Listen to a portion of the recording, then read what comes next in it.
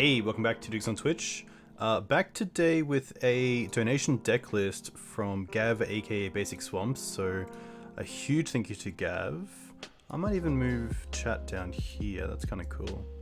It doesn't block anything, which is nice. Oh, except for over here. Nice, there we go. Hey, welcome back. We are playing a Green-White Maverick deck tonight. This list looks pretty sweet. I know Gav's been having a lot of really good time with it, which is cool. Hey Army, thank you very much. I hope you have a nice sleep. 3:30 AM is a pretty good one to wake up to, or at least go to bed to. That's a big night, so hope you have a good week ahead. Yeah, this is a pretty mainstream deck, or at least a mainstream deck list. I don't think there's too many things that I want to talk about other than some sideboard options. We have Wings of Abandon as a nice either 1-for-1 against some of the Chalice decks. It's pretty good because it gets around Chalice unlike Path does. It's pretty good as an overload cost as well, which isn't too hard in a deck like Maverick where you can often get to 6 mana and not really have too much to do, so the overload is pretty sweet. Sword of Feast and Famine allows us to get through a bunch of Elks, Icewind Quaddles, and a few other things like Goyf, which is nice, and allows us to then untap our mana and maybe use it for a Green Suns post-combat, which is kind of cool. Shifting Ceratops is a card that I really want to come back to as well in my builds, especially against Rug Delver. It is a 4-drop, which already is pretty tough against Rug, but having it as an uncounterable threat and also Pro-Blue is huge. That means you don't have to worry about Submerge or Oko or a Delver hanging back to try to block it. And the reach is also really relevant because then you can block flying Delvers, which can be a bit of an issue, especially a deck like Rug Delver that puts a massive strain on your removal with a creature base of, you know, play set of Delvers, Dreadhordes, Tarmogoyf, some Hooting Mandrills, and then of course Elks as well. So nice to have Shifting Ceratops. Elspeth is a pretty sweet Planeswalker. It creates 1/1 white soldier tokens as a +1, which is kind of nice because most Plague Engineer decks are going to name human against us, so having that as sort of an out in a way is really nice. But the big part is the target creature gets +3/+3 and gains flying until end of turn. This means you can go over opposing Elks. Your Elk could become a 6/6, which could just kill an Oko out of nowhere, which is really nice. I've never ulted in Elspeth. I don't think I've even done it in Cube, but it's very cool to have an ulti that is pretty relevant, especially against things like Abrupt Decay, Supreme Verdict, Wasteland. So that's pretty cool. Deafening Silence, Chalice, Gaddock Teeg, and Prelate are all pretty similar in what they're trying to achieve. Deafening Silence, Teeg, and Prelate mainly for the combo decks, but Prelate does have some crossover to decks like Delver. It's a little bit harder because Preload on 1 is obviously pretty good against Delver, but so is Swords to Plowshares. So you'd have to be in a position where you've used your swords early on, gotten the threats off the board, and then you're happy to land a Preload on 1 to kind of stop them from being able to dig into other threats. So actually the printing for Skyclave Apparition's done a lot for the deck, and especially in regards to Prelate, we now have an out even if we have a Prelate on 1. Of course, Green-White can't run more additional removal like Abrupt Decay or Kaya, or Punishing Fire if you're running an old school version of Punishing Maverick. But yeah, I think the Prelates are pretty solid, especially against decks like Show and Tell and Doomsday. You can try to lock them out before they can get their pieces together. And I like it in this deck because you can get it out turn 2 as well. The other subtle thing that I really like about Green-White Maverick is the 4 basics.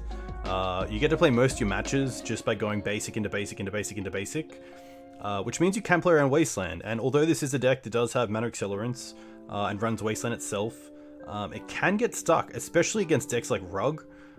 Rug's got a really good strategy of attacking your mana base and your mana accelerants really early on with removal.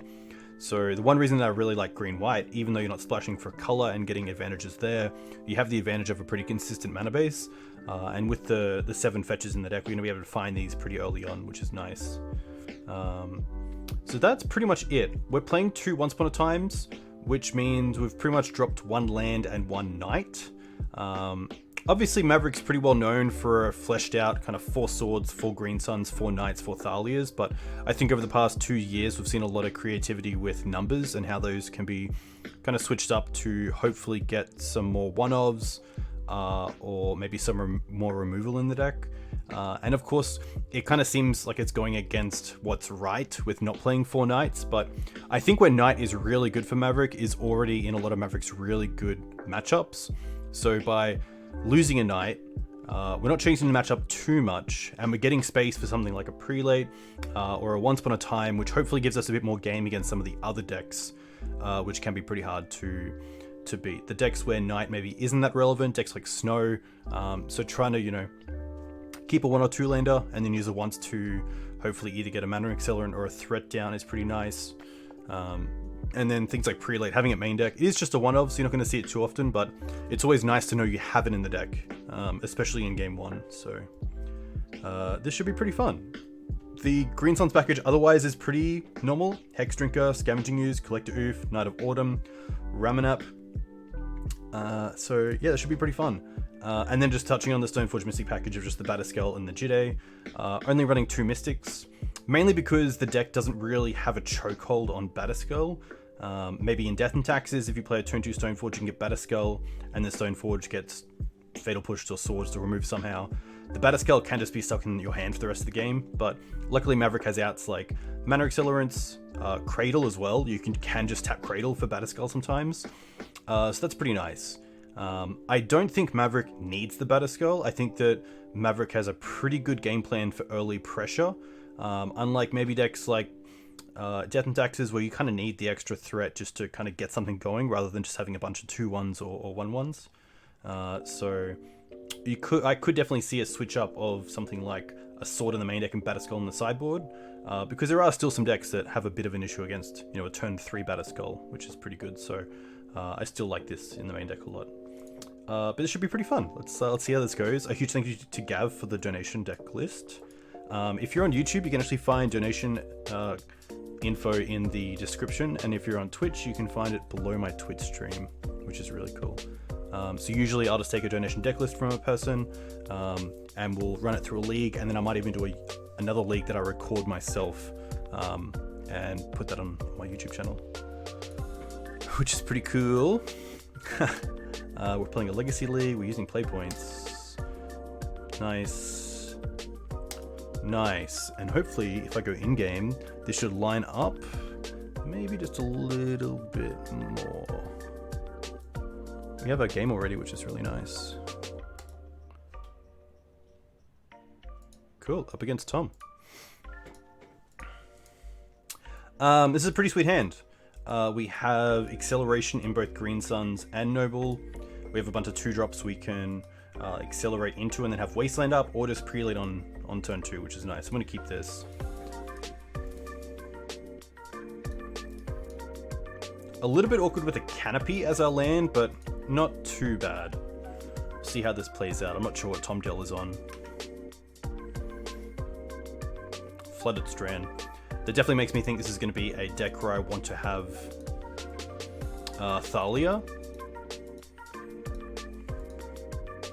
And next up, it really depends on how I want to play out the turn. But we'll quickly get up this, and they put 2 cards on top, so they're not looking for a land or anything. I didn't draw a land, which is interesting. But I still think it's okay here just to go...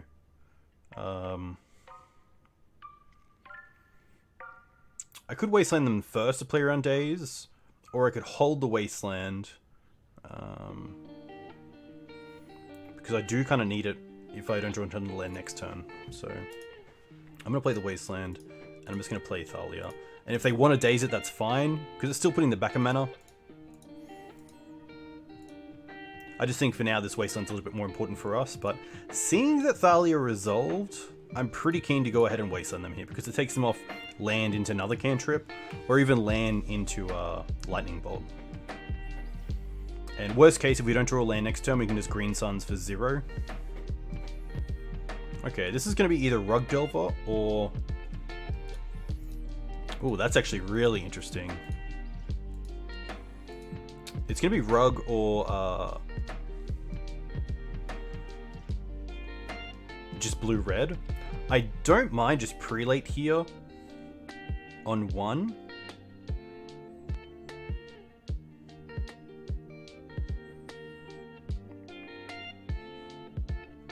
They are tapped out, so they can't force us, thankfully, because of the Thalia.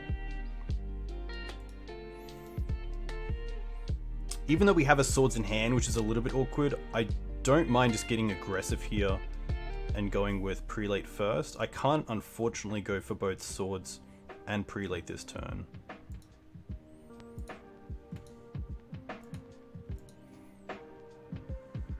We're definitely playing the Cradle.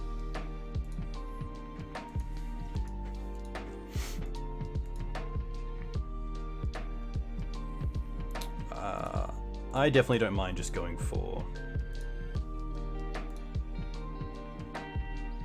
prelate. Unfortunately, there's no way to use the extra mana, but I think that's okay.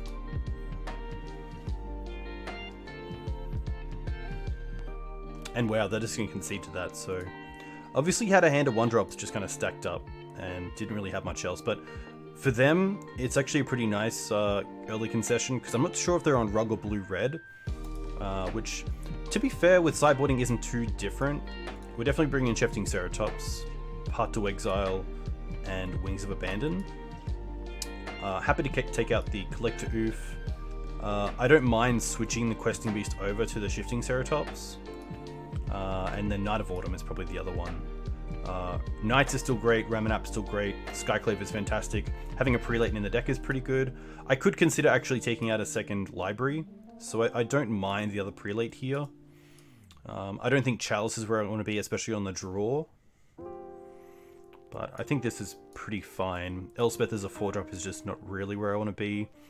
Feast and Famine is interesting, but I think Batterskull and Jade are going to do the job if I am going to get a Stoneforge online. I think this is pretty good. Just getting more removal is really nice, especially removal early on for things like Dreadhorde, Arcanist, and Delver. Hey Julian. Yeah, this is straight up Green-White, which is cool. It is a donation deck list, which is awesome. I know you're a huge fan of it. I still remember reading your... this end is sweet, I'll definitely keep this. You did a really cool... really big tournament report, I believe, when you played Green-White. I think you came like top 16 at a tournament. It was on the Source, I believe. I could keep the Autumn for their library if they do have it, and it looks like they are on Rug, but I don't think it's enough. It could potentially be if we do see it in games in this game, but Dried Up is a little bit rough because my other play was Green Suns for Arbor, but I'm not a big fan of that when we already have the Noble in hand. I'd rather keep the Green Suns in down the line, so I'm still just going to go with the German Hierarch. You just finished shoveling snow? Nice. That's crazy to think it's snowing there, and it's been pretty warm here in Australia. Pretty muggy, actually. A lot of storms.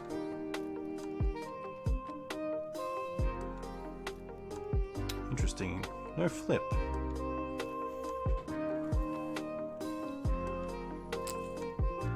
I know you did very well at the Italian one as well, which is very cool to see. Preordain, okay. 2 cards on the bottom, so they don't know if the Delver's going to flip, but they play a Submerge, which is pretty nice. So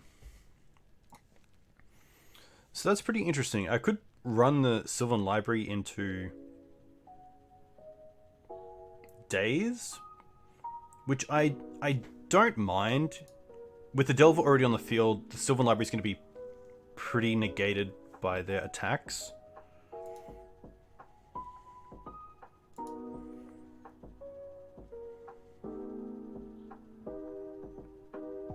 Yeah, I'm going to go with Library here.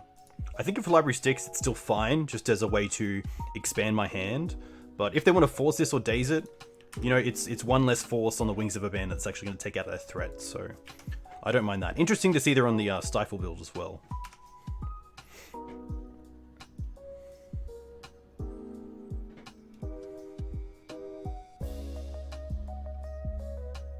Oh, Arkan's brother? I had no idea that Arkan had a brother, and I had no idea that Arkan had a brother that played Magic, so... I think here we're just going to go for a basic Plains and play Wings of a Bandit on the Dreadhorde. Just to play around the...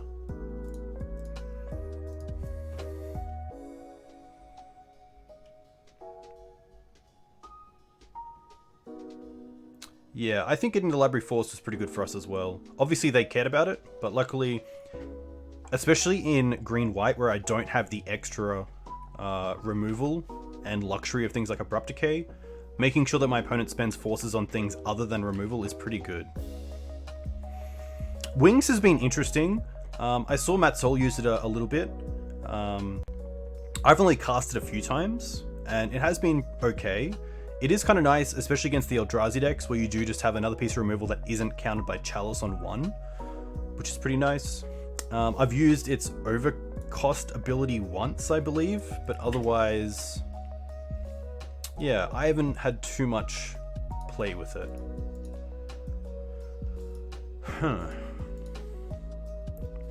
I probably want to use this Green Suns for another Reliquary, so I think this turn it's just going to be Noble and Dried Arbor.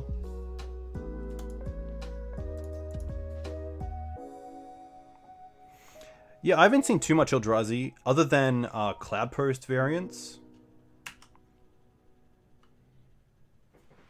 Opponent also has 0 cards in hand, so that's actually pretty interesting. I usually never have any cards in hand against a opponent who does, but Bolt here is pretty good. I wonder if the Bolt will just go to face. I don't think you use the Bolt on my mana, but definitely an interesting decision.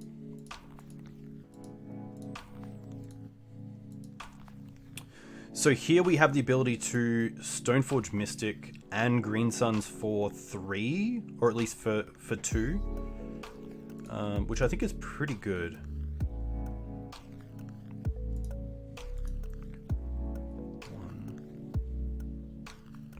I also have the ability to Green Suns for Hex Drinker and make it a 4/4, which would trade with the Hooting Mandrills. I don't believe we're playing Scrib. We are not playing Scrib.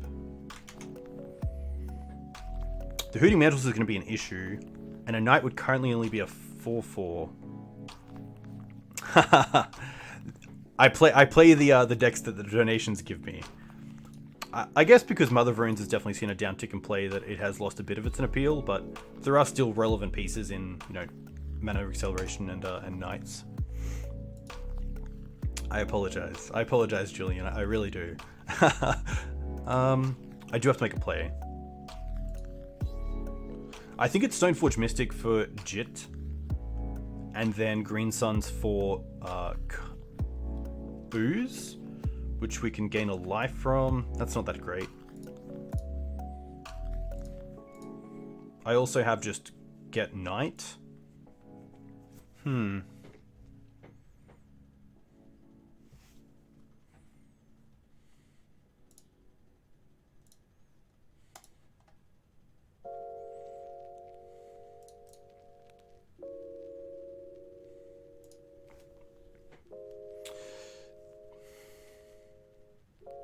So next turn we're taking 7.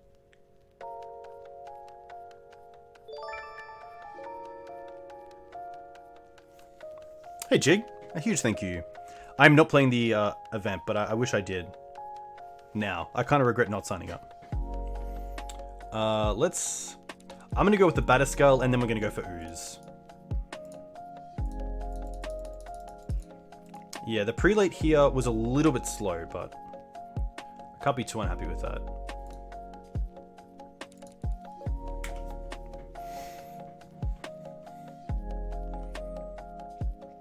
I could Green Suns for another creature. What are you playing in Highlander, Jack? Brainstorm's pretty good.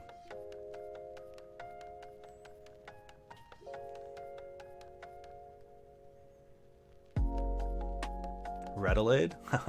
I'm not gonna block. If they have Bolt, they have Bolt.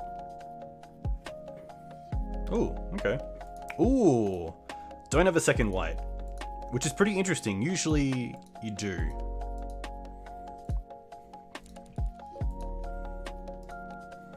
Grixis Oracle? Nice. I guess our only play here is just to keep up the Batterskull.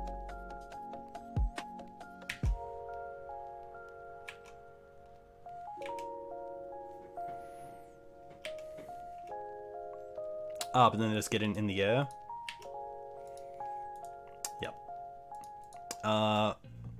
One creature. Yeah, there's no way to get rid of my Dried Arbor. Oh, actually, we'll see what happens. Because I can block first, of course. Unless they have Stifle? No Stifle.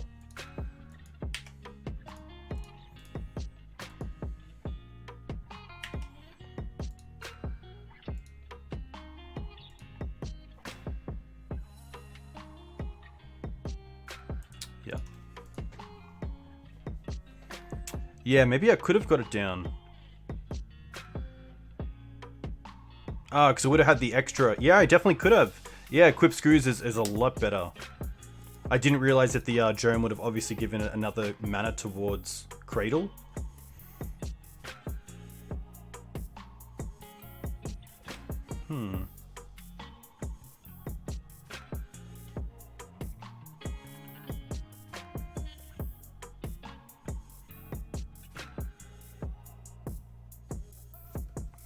Yeah, equipping to Screws there was definitely the correct play. I guess if they had returned to nature in hand, it's a little bit rough either way. I'm gonna run this back. I don't think I want the second library. Rug can be a pretty aggressive deck, so...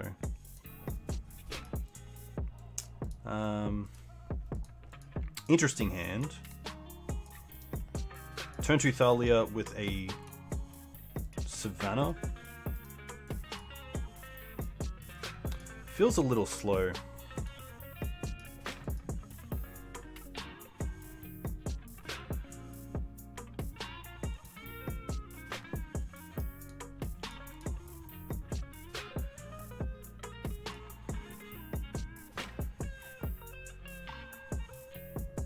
I'm gonna keep it. I'm gonna lead on the forest as well. I don't want to lead on the Verdant and then have them just play a land and pass because I did see Stifle. Yeah, definitely. That's very true. My only thought for them keeping the Return to Nature in hand from the Brainstorm is if they thought that maybe we had Jide in our hand as well and wanted to make sure they had some sort of interaction on our turn. Huh.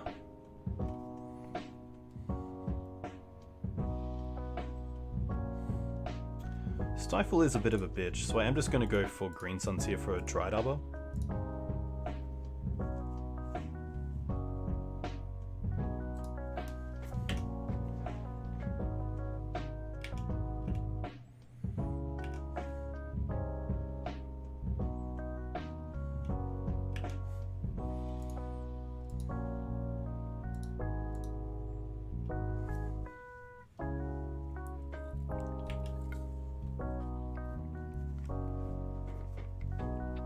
Yeah, Stifle's known, unfortunately.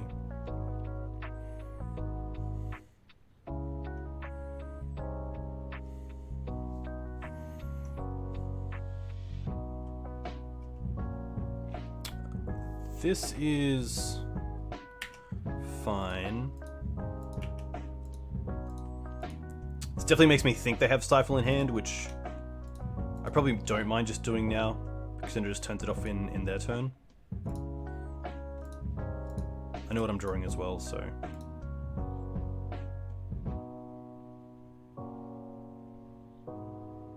Oh, okay. Interesting.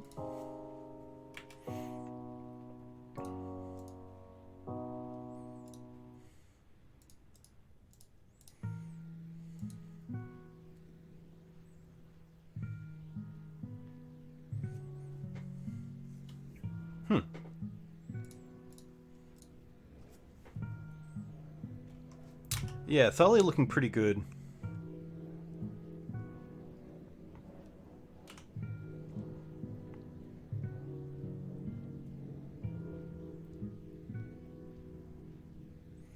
Yeah, I guess the only reason that I fetched was that I didn't want to draw into the Dried Arbor.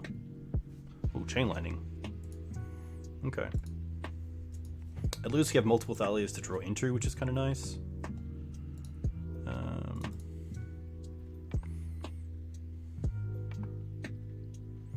I am just going to play the Ramanap. just to get something on the field, because then next turn I can play the Apparition as well. That's fine.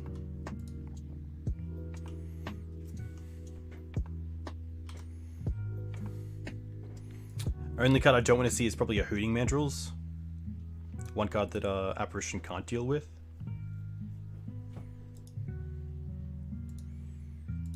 Two cards on top. Interesting.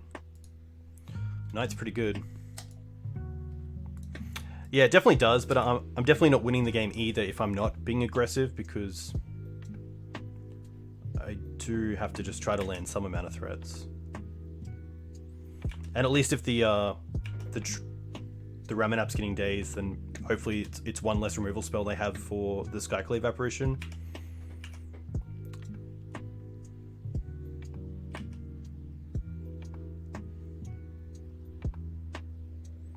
Yeah. It's always a tough one, especially against Rug, that can be really good at making sure they apply early pressure. That's pretty nice. So there's already one Volk in the bin.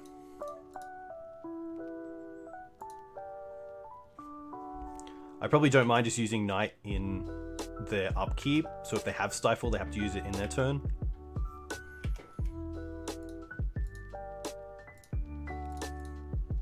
No point floating either.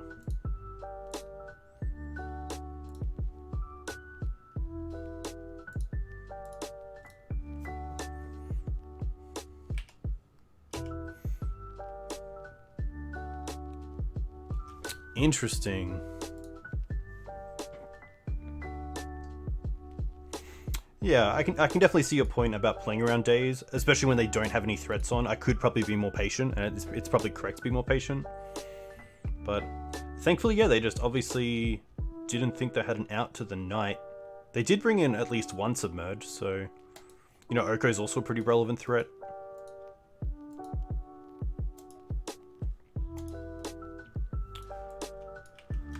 Nice to win, but yeah, an interesting concession there.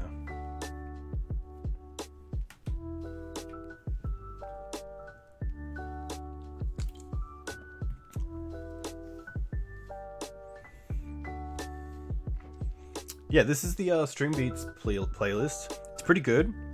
I use it a lot if you're here in chat most of the time. But it does work really well because it's also royalty free for YouTube, which is cool. So you don't get any sort of copyright clauses, which is always nice. Paradise Lost. I feel like we played against Paradise Lost last week, and they were on something. Happy to keep this. I think it was Doomsday, but I could be wrong.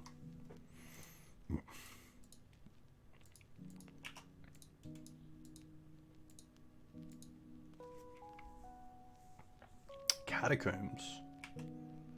They're not on Yorion. I thought they were on Bug Yorion last time we played them. Pretty lackluster draw there. I'm just going to go with the Windswept Heath and pass. Nice that I can go for basics early on.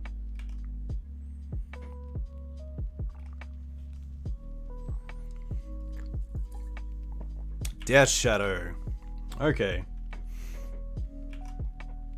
End step Brainstorm.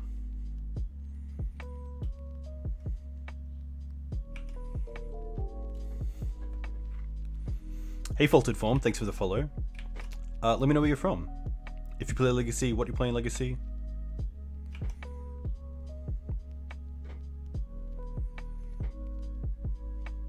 Yeah, Shadow's always an interesting matchup. I think we're definitely favored, having Slits of Plowshares and Wasteland are two really good cards.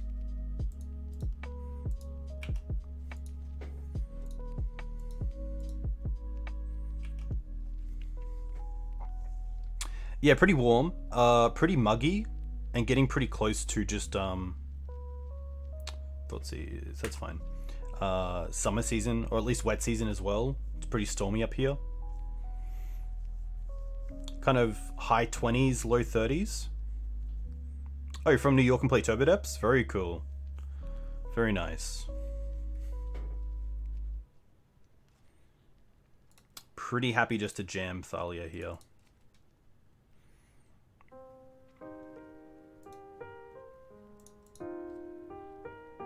Daze is a little bit more rough against Death Shadow because returning the Watery Grave gives them access to losing an extra 2 life, but Thalia's pretty good in the matchup, so if we can land Thalia, I'd be pretty happy, and it happens, which is kind of nice.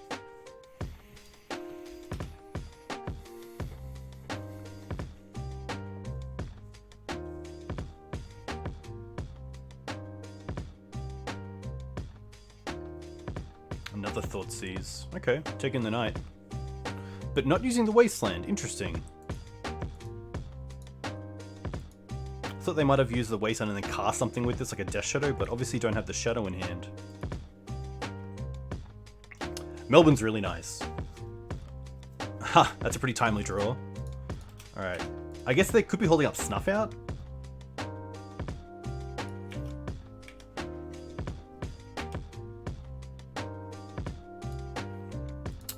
I also don't mind if they use the Wasteland on the Savannah. I don't think there's a reason to use the fetch here and make the Knight a 5/5 as opposed to a 4/4.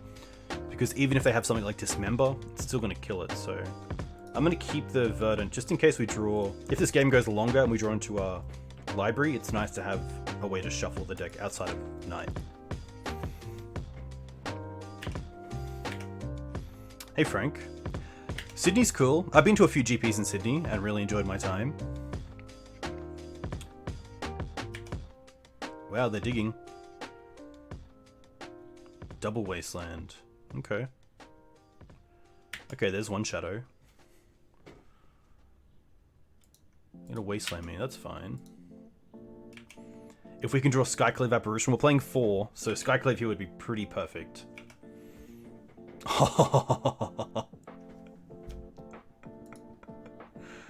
I guess it has to resolve as well, but we're looking pretty good.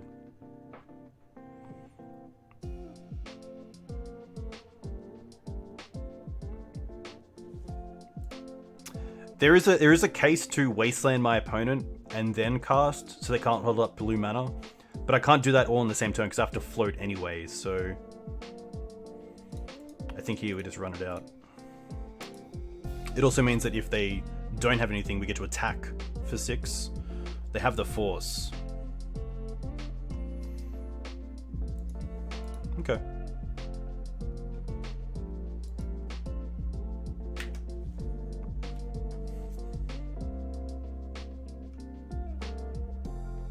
I don't think I have the luxury of attacking with both creatures here. I think I just pass.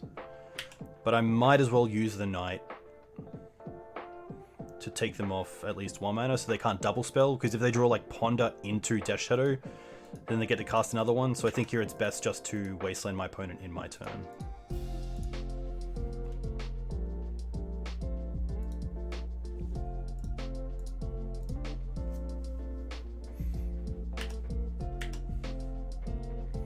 Yeah, cycling for Cradle would be very cool.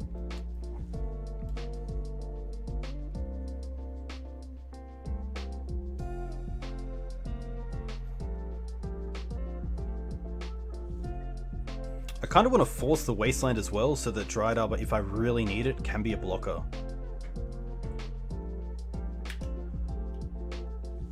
Oh, they are attacking. What do they have? Another Death Shadow? I'm not going to block.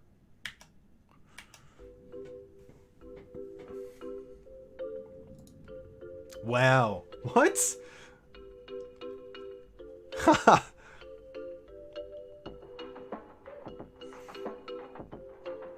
What did they have? Did they have something that they needed me to block with Thalia to cast? I can't think of what that would be.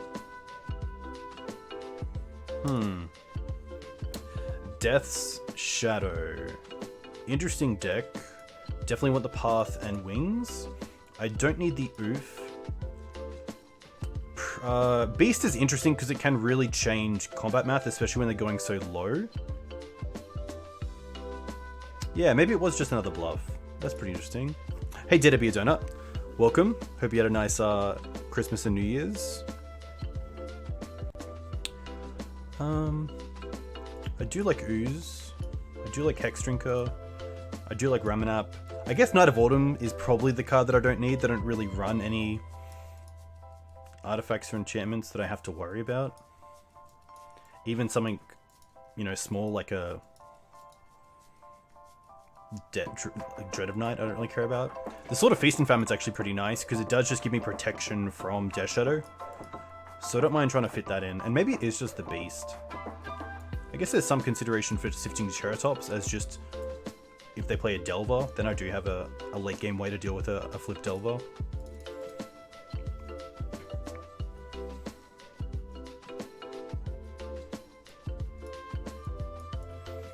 This is a tough one. It might just be a Thalia. Thalia is just so good though. My only reason for dropping Thalia is that I'm bringing in a lot of non-creature hate. I could see the second library actually going. This is still a Delver deck, so I can't be too aggressive with the libraries. Especially when Death Shadow can be like a one-turn hit. If I am very aggressive with it.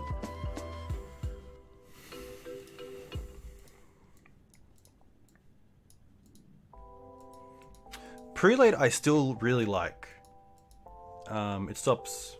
I guess it has to come down pretty early, but it stops Brainstorm, Ponder, Preordain, Thoughtseize, Fatal Push if they're playing it, Reanimate if they're playing it. This is an interesting hand. I don't like the Cradle in the opening, and I kind of have to use the Green Suns for Dried Arbor turn 1, which I don't mind. We'll keep this. Interesting hand. Delver, okay. Yeah, maybe Prelate is a little bit slow. This is actually where I don't mind taking my opponent off the Underground Sea. Sometimes a turn 1 Delver, it does put you behind a fair bit, but sometimes a turn 1 Delver off a 1-lander for Death Shadow can mean they didn't Ponder or Preordain, which can lead them astray. I think we're in a pretty good spot as well. Him to Turak, interesting. Yeah, no land for my opponent, which is pretty nice for us. And no force either, just 6ing the whole time. Still no land. And this is where Wasteland can be really nice. I know that obviously if they have a Delver out, it's a little bit scary, but a lot of the time it works out pretty well. I think because we have both the Wings and the Shifting Ceratops, I'm happy just to go with Stoneforge here. See if it resolves. It does.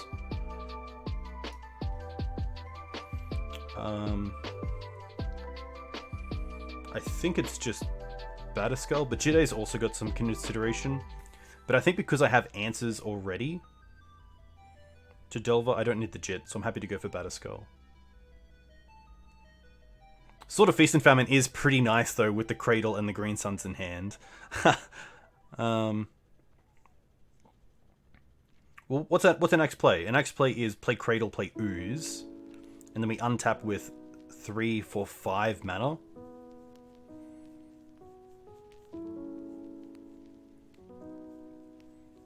I'm gonna get the Batterskull because it adds to the Cradle, and we're still at 14, so we're not too low.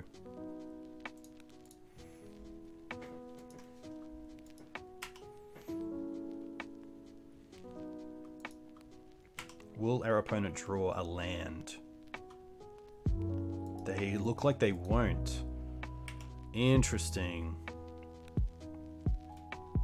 Oh, they did. Okay. There we go. Probably Thoughtseize to see if the way's clear. But seeing we have these 3, it's gonna be pretty tough.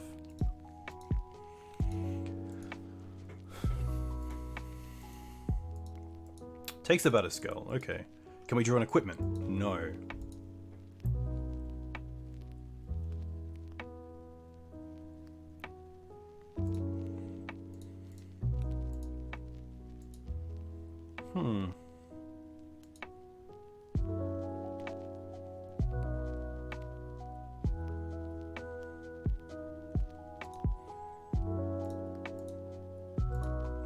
I definitely want to play the Shifting Ceratops. I'm just considering my other options of what I actually want to do.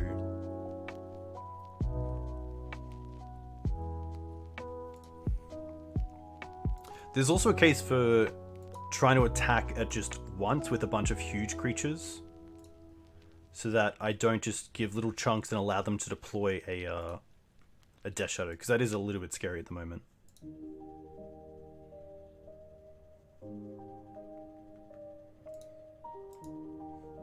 I think it's actually just play Shifting Ceratops and then hold up Canopy, but also hold up Reach.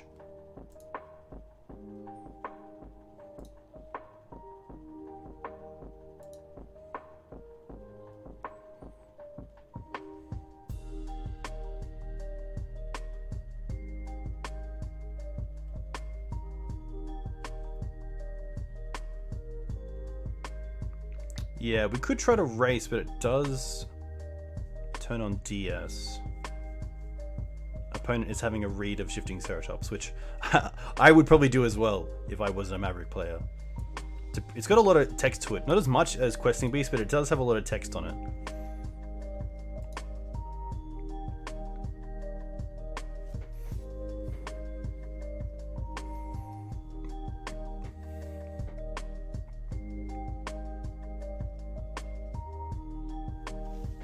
I think you could definitely get away with 2 Savannah, especially with Green-White. You're pretty happy just to go for your basics early on, that you don't really need the 3rd.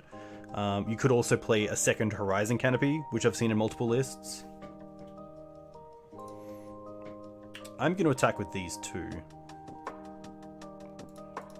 Putting them to 14 seems okay.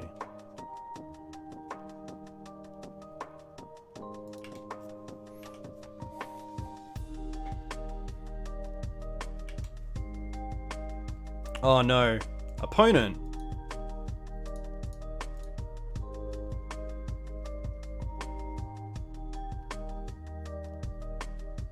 Maybe they have Fatal Push, but that's fine. At least we get to deal with the Delver. Yeah, you don't have to spend 200, which is nice.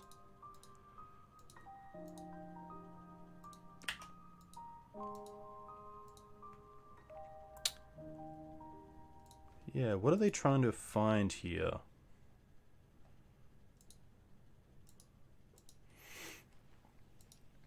Chose not to shuffle. Okay. I can only think of Fatal Push. Unless they want to play a Death Shadow here. Yeah, okay. That's fine. Eat the Delver. I could go for Ramanap next turn.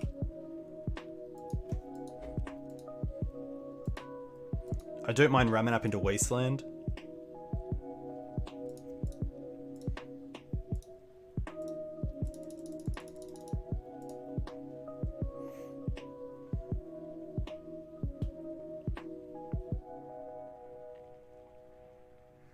But let's quickly have a think about this, because we could just have lethal next turn even if they only have 1 Death Shadow, because this time we get to swing for 4, 5, 6 and put them to 5. And then if they only play 1 blocker in a Death Shadow and we have a Knight, then it's going to be pretty tough for them as well. So obviously they just didn't have it. And luckily I think it all comes back to that Wasteland on turn 1. Just, you know, turn 1 Delver and then we turn 1 Wasteland, and they didn't have that opportunity to untap and ponder or preordain. So Maverick doing Maverick things. Which is nice. It's always nice to beat on the Delver decks. But opponent a little bit unfortunate there. But I can definitely see the appeal of keeping a 1-lander, especially in a deck like Death Shadow.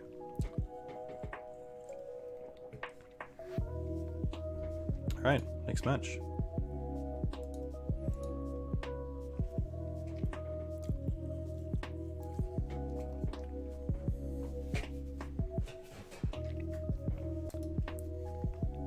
What's in the can?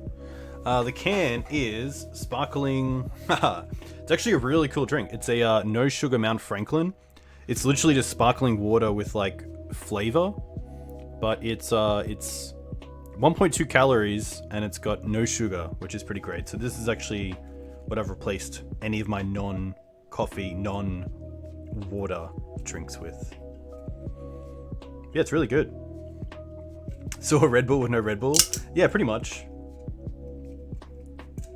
Yep. I don't mind this hand, and the one thing that I really like about this hand is that I don't have removal, but thanks to Skyclave Apparition, I can find removal in Once Upon a Time. So I'm going to keep this. Up against Kazu. Oh, we both have Kaz as the,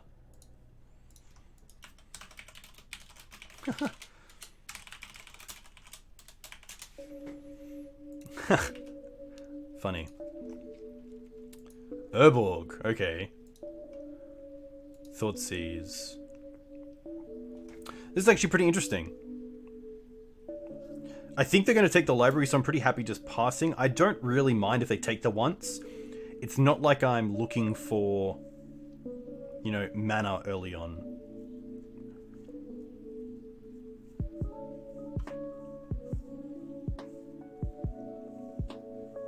They take the library, okay.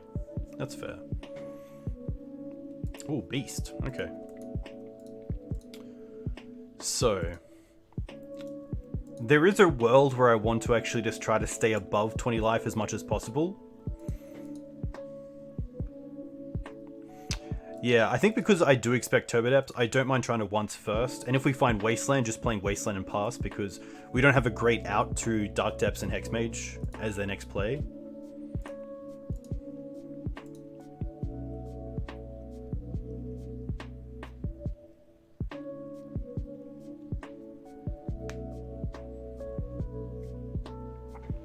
And then at least once we have Wasteland down, we can then try building out our mana.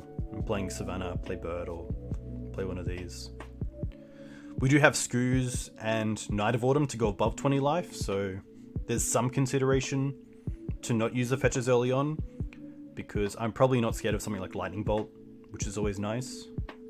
We found Caracas, which is pretty close as well. I'm just going to take the Caracas and play the Bird. So we saw Night of Autumn, Hexdrinker, Land, I believe, which aren't really cards that I want to draw into over the next couple of draw steps, so I'm actually just going to play the Savannah out to not shuffle my deck up. Those aren't really relevant in this matchup.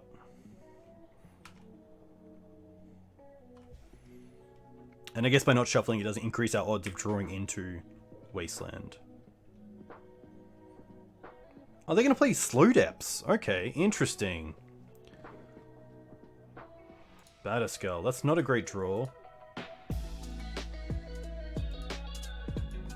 I think my best bet is just playing Windswept Heath Pass and then trying to get Batterskull down the following turn.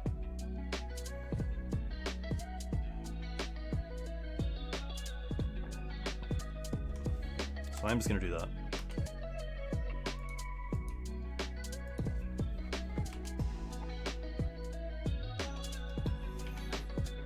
Bob reveals another Dark Confidant. Okay. I probably wouldn't mind if they play a second Bob. They are giving me the trade here, which is interesting with Dryad Arbor, but I'd rather just get the Questing Beast down.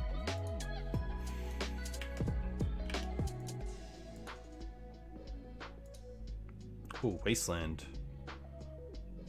Wasteland's pretty good, but I think they'll keep it for Caracas. I guess we'll see.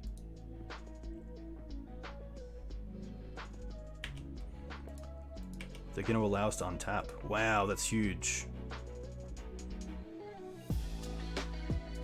I think I'm happy just to play Questing Beast here.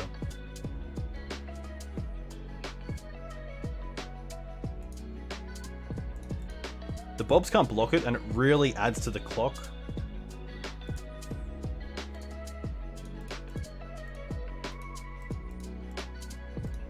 I guess I didn't need to fetch, because I could have just used it for black, but I do like getting the basics.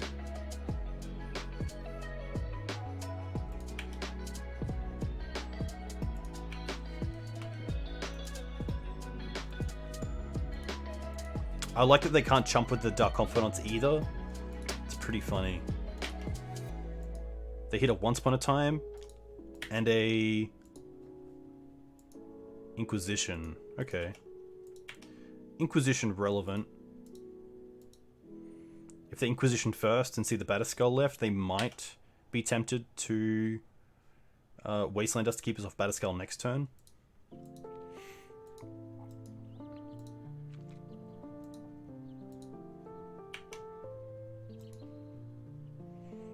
Wow, Reclaimer of Spirit Guide, okay.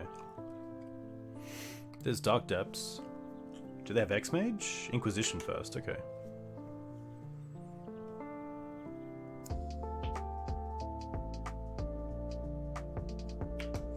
They might even just attack with both here, yeah.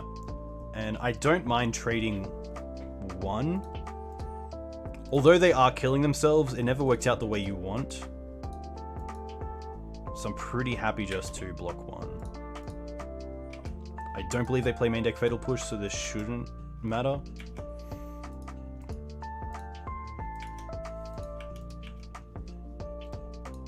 Green Suns, okay. Green Suns for another Reliquary is pretty strong here. Definitely happy to attack first.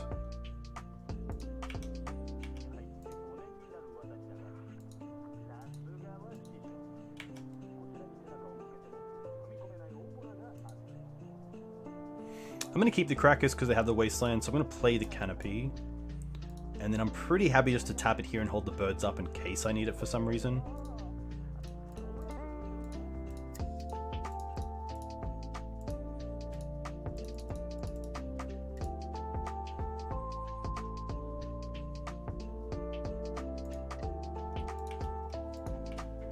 I don't think the bird will be relevant,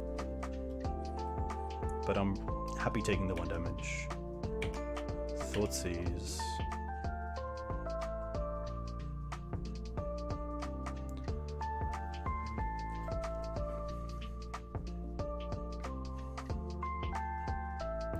Decay on Night. That's fine.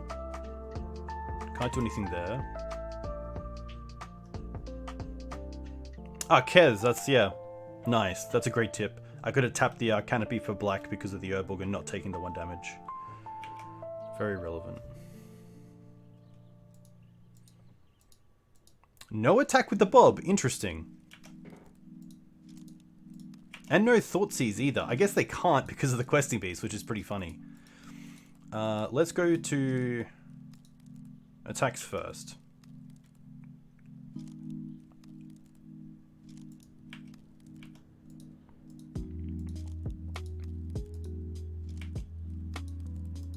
Fetch. Oh, maybe they have Dried Arbor? Oh no, Bayou. Green. Maybe they want to use the Reclaimer? So they're going to Wasteland themselves to make their Elvish Reclaimer a 3/4 so they can block. Yeah. I guess you could also use Step if you really wanted to.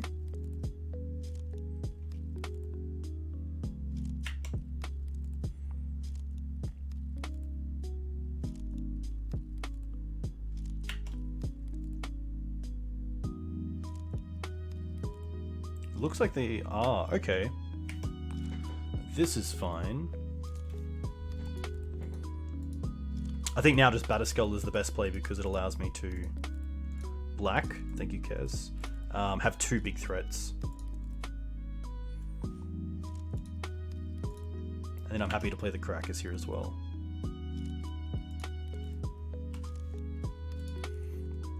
I don't think they play any 3-drops. Oh, they do play Spirit Guide. They do play Spirit Guide. Hexmage. Okay. That's interesting. I did just expose the Crackers to Wasteland, but I wasn't too sure if I cared about Wasteland. I guess there are moments where they could have...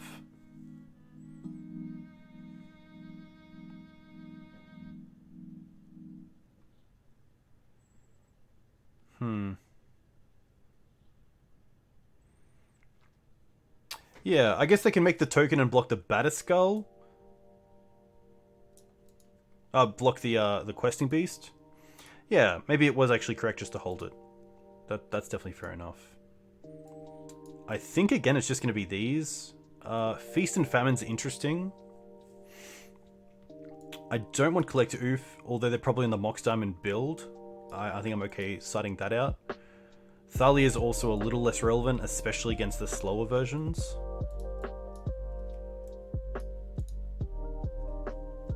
Surgical's interesting, but I think we have a good enough plan against Dark Depths naturally that I don't need Surgical. Prelate's interesting. Sword. Maybe it is just 2 Thalias. They're still okay, especially against things like crop rotation. They do have a pretty low curve as well. I'm going to assume they're still playing Sylvan Scrying. Priest, Prelate, Elspeth. Yeah. This should be okay. Stoneforge Mystic Bell definitely helps, even at getting an extra turn due to life gain.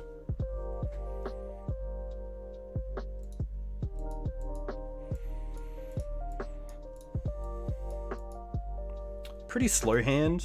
We do have the turn on Wasteland, which is kind of nice, but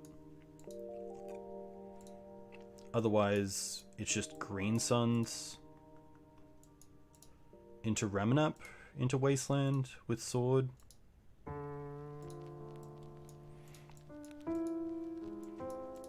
I'm okay with this hand.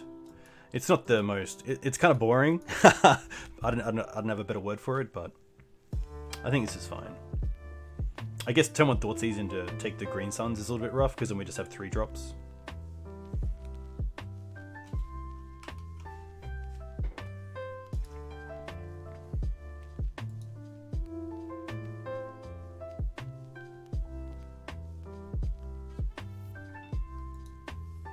Whoa, Defaced. Hey, a huge thank you.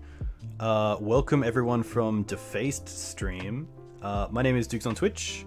I run a site called the greensunzenith.com, which is dedicated to Legacy Maverick. We're currently in a league. We're currently 2-0. Taking down Rug Delver and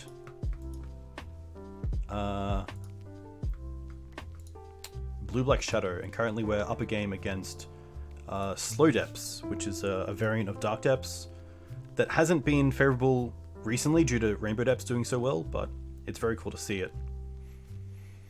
But yeah, hope you're well. We're currently streaming twice a week on Thursday nights at 7:30 p.m. Australian Eastern Standard Time, and also on Sunday mornings at around 10:30 a.m. Survivalist, I like that. Stage, okay. Pretty slow start for my opponent, which is kind of nice for us.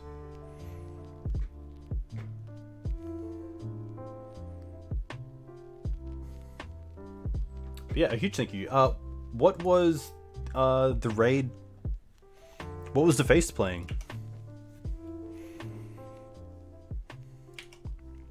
I think here I'm happy just to go for Sylvan Library.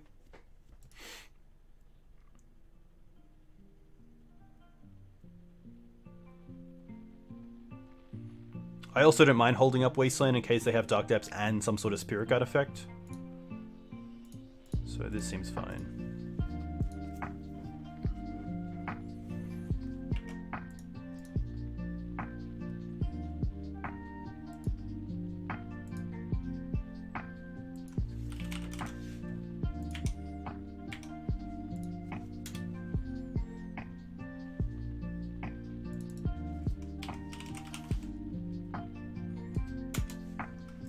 I could have also kept up the Dryad Arbor to have a blocker, but I don't think I would be blocking anyway. So...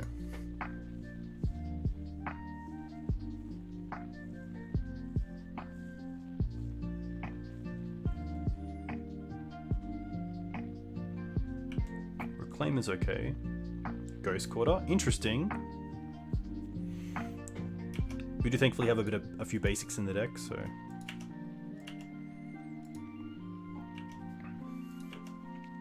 Yeah, ramming up next turn is going to be really nice.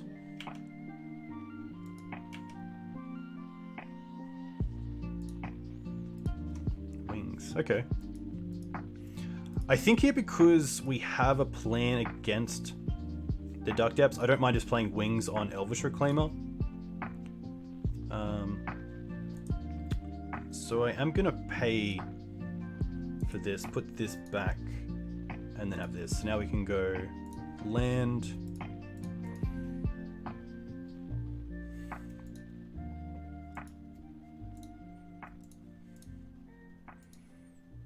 Wins.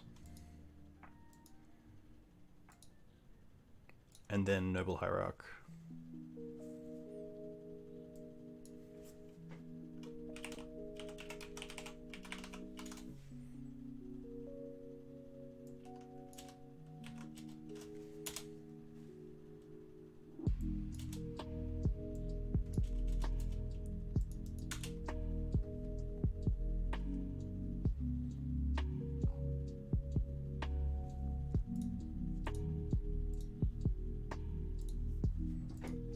To build out our mana, and the next time we get to go Ramen up and have Wasteland back up, which is nice.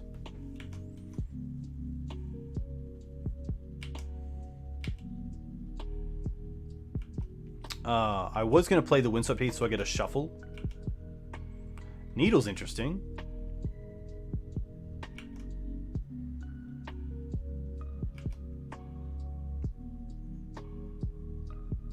Needle... okay, I have Night of Autumn. That's cool.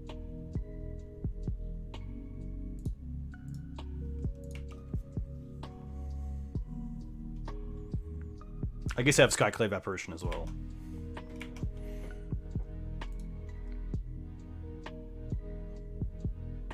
I'm gonna play Hexmage. Okay. I'm gonna play Needle. I don't mind taking them off blue here. I could also just try to hit the stage now, because at least they can't...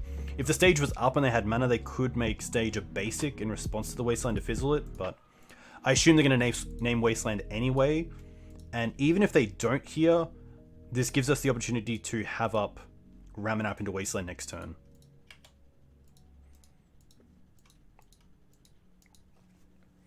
Yeah, it's very true. They could make Thespian Stage later on a forest or a savannah and then have access. Ooh. A little bit scary. Okay. Put on top. Put on top. Ramanap. What? I guess they have the Ghost Quarter, so it doesn't really matter.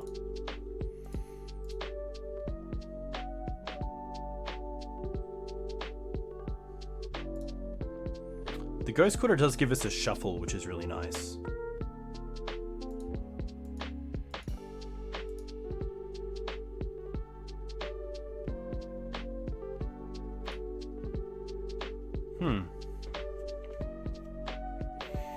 This is actually pretty interesting.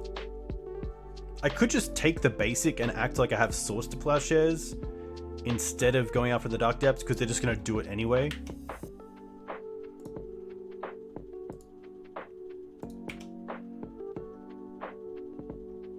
Because there's a chance that they don't do it now. I think they definitely will, but I don't mind going for the basic there instead of trying to fire off the Wasteland on a target that they're most likely going to hit anyway.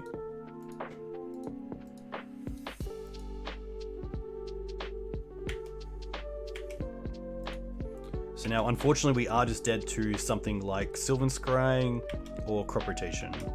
Abrupt Decay. Yeah.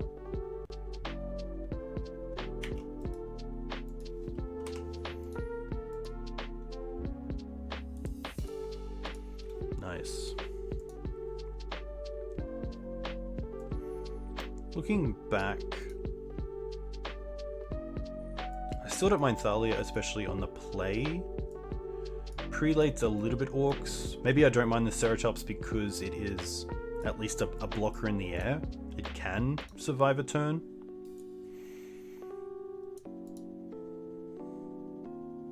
It's also just a nice threat that can also get haste.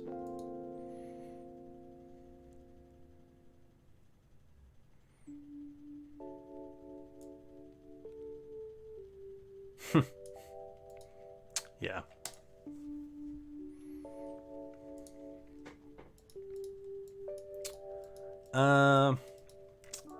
Yeah. It's definitely light on mana, but we can Green Suns for Dried Arbor turn 1, and then we have double swords if we need it. This is tough. Obviously a great hand if we draw into a land straight away to play the Knight, but otherwise it's pretty bottlenecked on mana. And that's probably the reason that I don't like it. Even though it has double swords.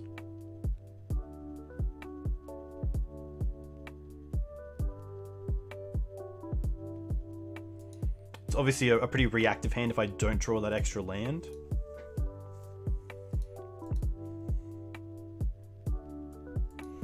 Yeah, they usually play one Ghost Quarter, one or two, because usually with Pithing Needle they name Wasteland. But we did see Wasteland, I believe, in game 1, so it looks like they're playing a mixture. I'm gonna mull this, although it could work. I do want to have a hand with more mana. I guess we get that. I'm gonna keep this and bottom the Batterskull.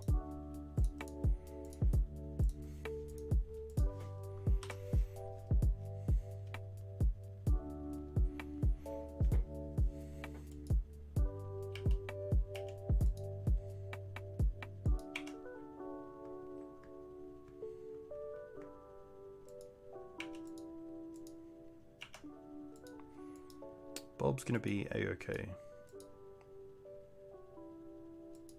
Okay.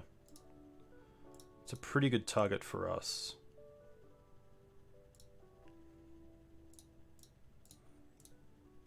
You can keep your swords, but I do like using mine early on, especially on something like an Elvish Reclaimer. Nice. Hey Boyd, a huge thank you. I hope you're well. It's really nice. 21 months is very cool. How many Thalias do you reckon you've cast in your life? I reckon 1,000. I reckon maybe just over 1,000.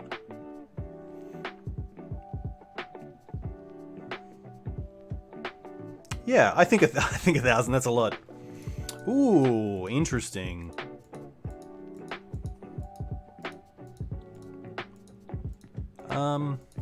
Let's attack first.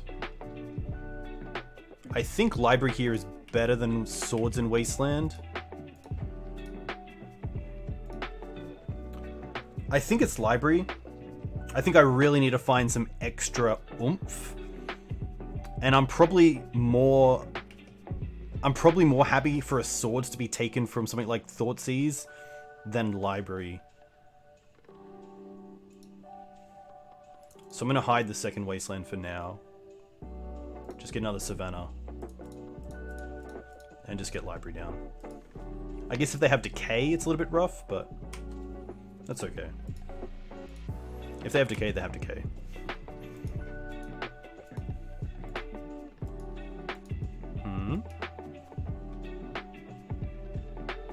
Oh, they have Decay.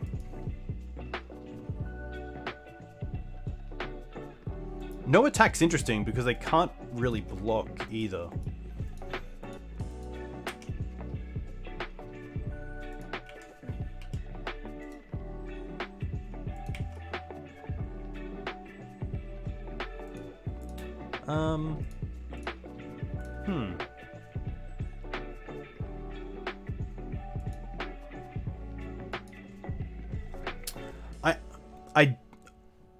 I want to ruin their board, but I know they have Bob in hand, and that's a pretty great way for them to get back into this game.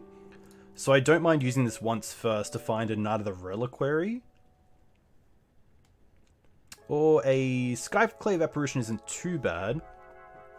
Questing Beast is also pretty interesting, but it also puts me off Wastelanding next turn. So I think it's going to be Skyclave. The life gain of Stoneforge is also pretty relevant.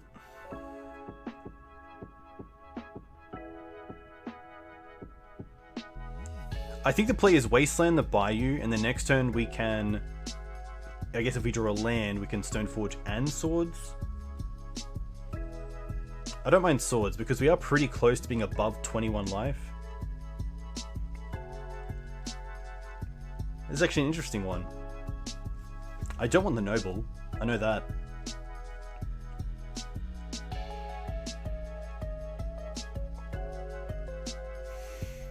Yeah, I'm just gonna go with Stoneforge and take them off green here. Because there is a chance my opponent is bottlenecked on green mana now.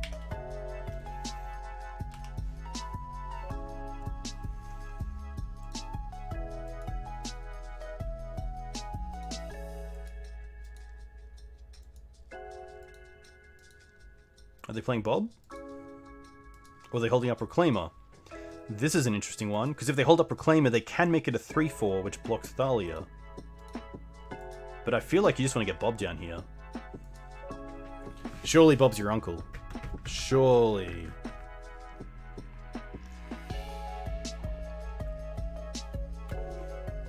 Ooh, Wasteland of their own. Okay.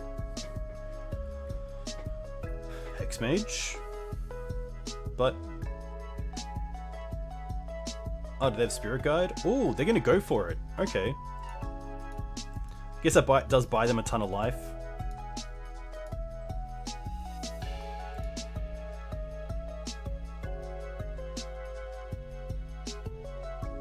Come on, land. I just want to see a land here, so I can do 2 spell. Close, but no cigar. Do this now while they're tapped out, of course. Play Hierarch.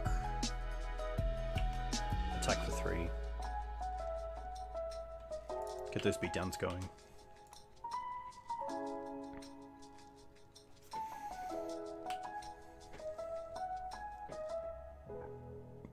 That was a pretty sweet turn from my opponent.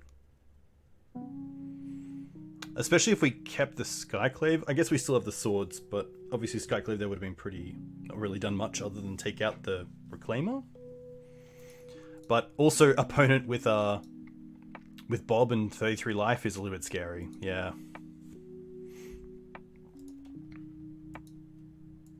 Still no attack. That's interesting.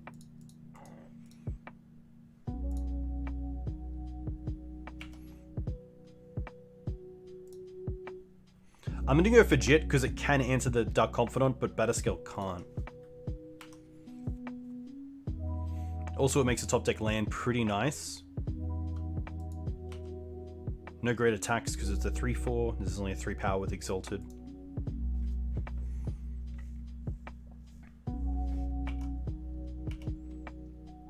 Hexmage. Okay. Yikes.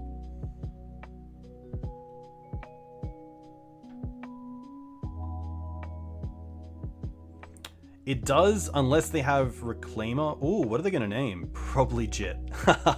I don't think that's really an option here. The issue is that if I attack with Jide into an open mannered Reclaimer, they can block and then give protection with Step. Yeah. Alright. Come on, Skyclave. I said it last time you came. That's actually interesting because I can double... now I can attack for 4 a turn.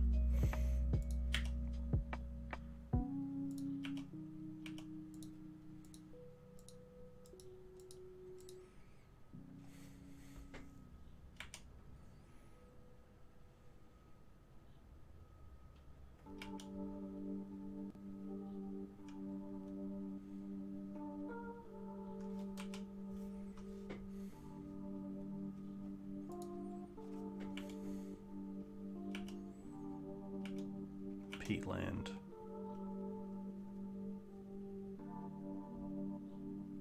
Ralph, they have Dark Depths already.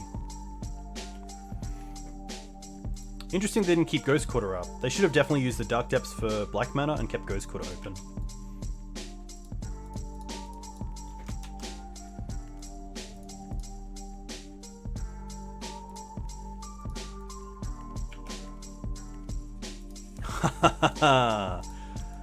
Alright. We live on.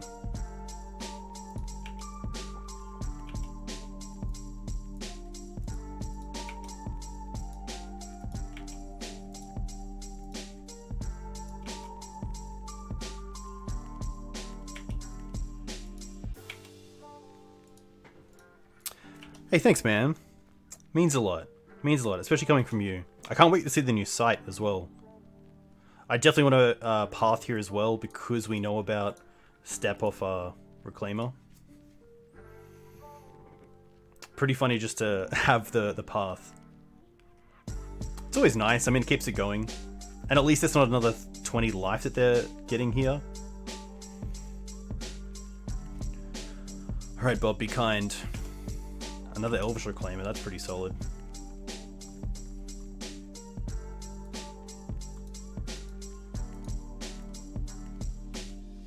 think I really need a knight. Knight of the Reliquary is probably my best draw here. But at least my opponent isn't attacking, which is great for us. Savannah doesn't do it. I am still going to attack you with a Thalia. This other one isn't doing much. So at least if it gets like a step out of their deck, I'm pretty happy for that. And if I can kill one Reclaimer, that's pretty cool, but... I saw him to Turak against the Shadow deck, not against them. So I don't think there's a reason to play the Savannah here. I might as well just keep it as another unknown.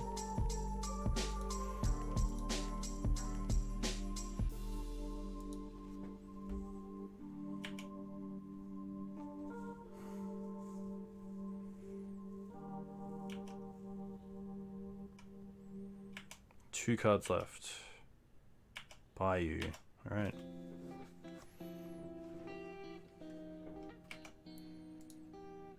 I guess they could still have Crop.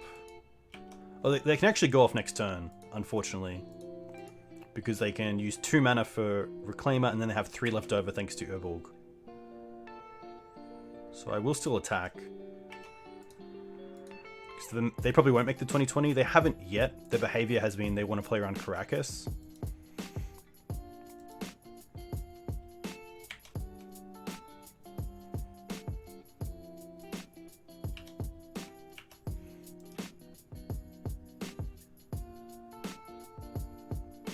Only thing I can hope is that they like sack the wrong land, but it looks like they won't here.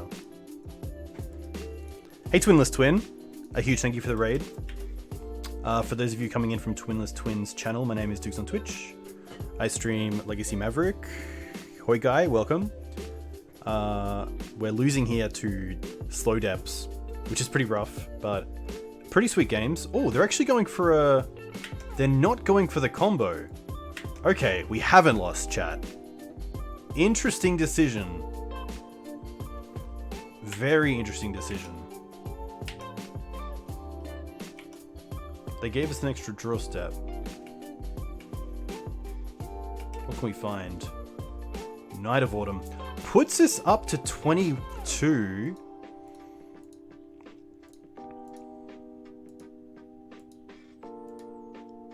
Is that better than equipping the Jide and attacking? Ah, of course, the stage was tapped. Okay. I guess my opponent went for the Dark Depths first because they thought they had better outs off the Dark Confidant drawing into Hexmage or stage. Interesting.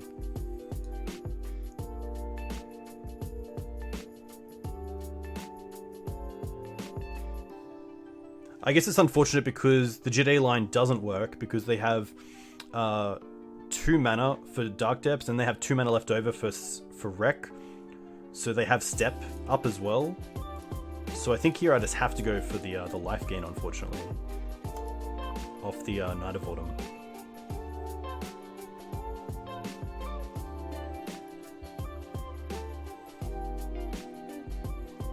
There is a world as well where they just make the 2020 and attack with everything.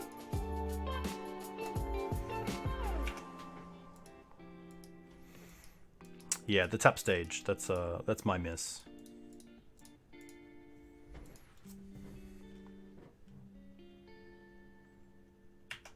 They do also have a Crop, so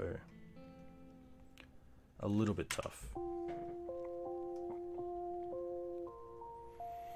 I don't think I have an out other than Caracas because Reclaimer gives them access to any sort of protection with Step.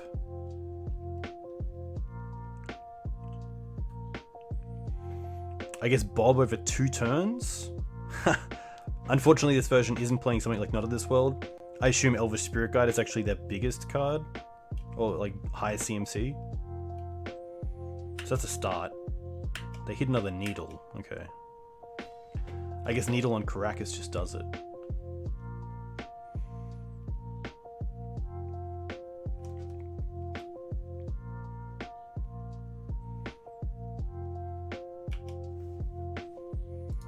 If they attack with everything, we do have some interesting blocks. So we can go kill Bob, kill Reclaimer, block here.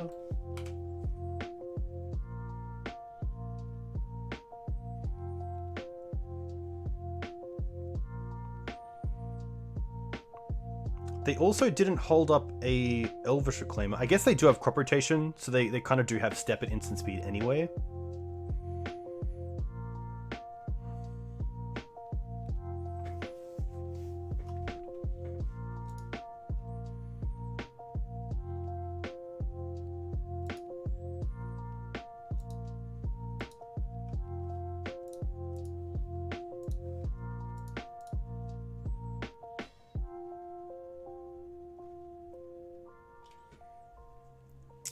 Thalia could kill Bob for free, but then we wouldn't be able to kill an Elvish Reclaimer.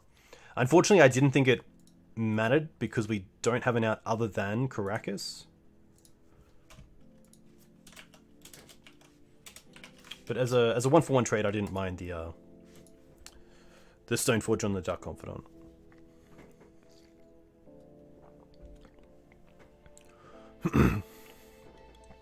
Internet delays issued a removal plat from the top.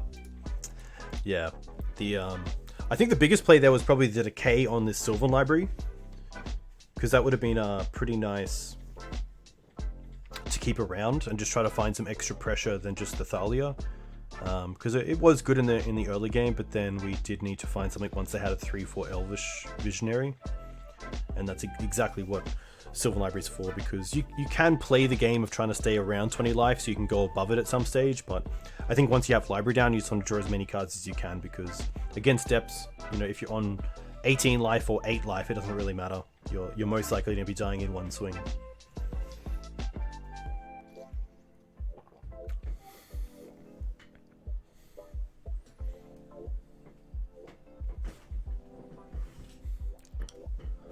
Nice.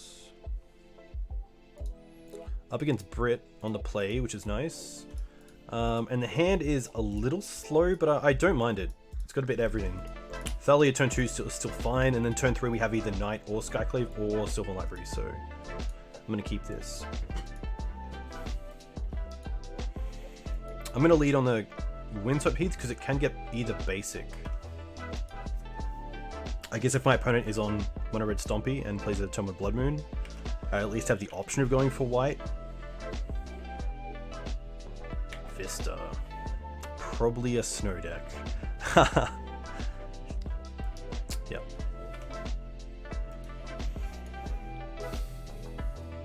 There is a thought here for going for turn 2 Library, but I don't mind turn 2 Thalia because it does put my opponent behind if they don't have an answer.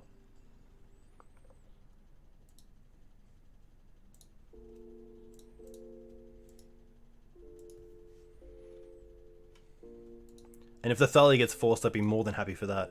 And then they play Daze. Interesting.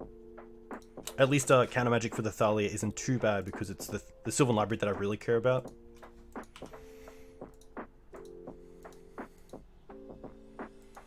Just an island pass.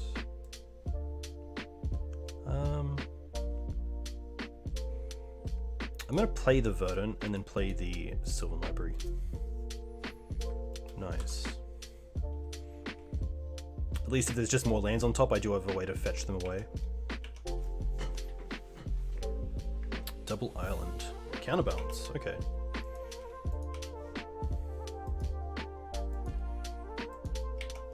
Jed's pretty nice.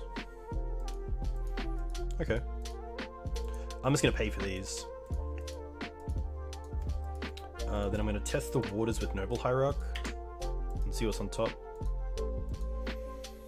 Ponder, okay.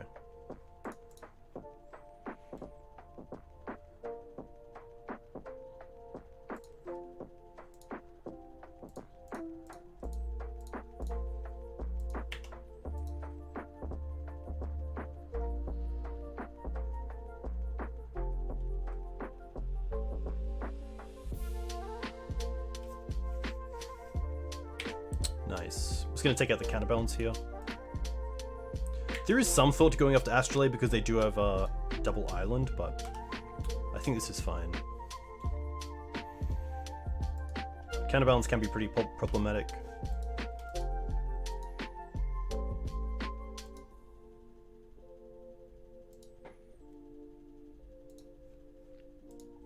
See what the ponder does.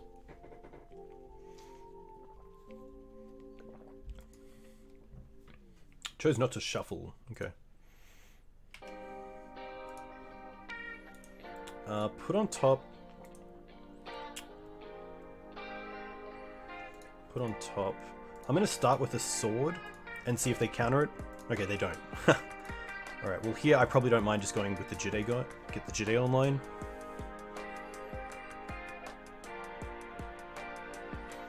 It's interesting though, I can either go Jide or Knight. I guess Ooze is also a consideration because I can make it a 4-4. It might actually be Ooze here.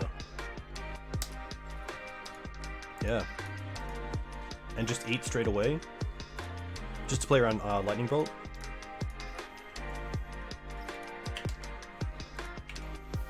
Also a pretty nice threat if they have Oko, because it is a creature that keeps the counters on it that makes it bigger than other elks.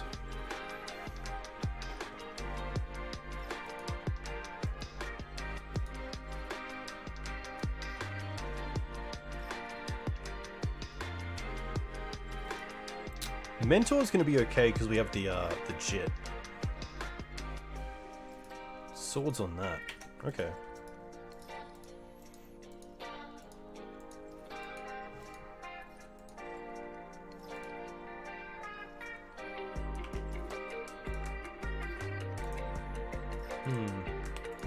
Put on top.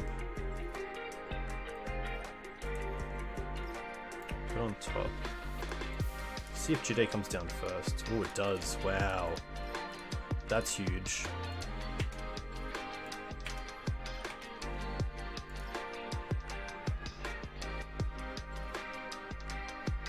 I mean, they could block with everything if they really wanted to.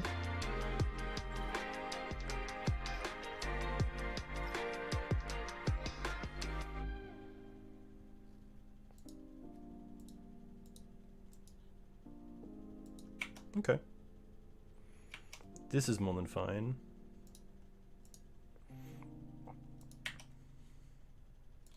I kind of want a Green Suns here for Dried Arbor, just to get a threat into play for the Jide. I believe it's also on top of my deck thanks for the Sylvan Library.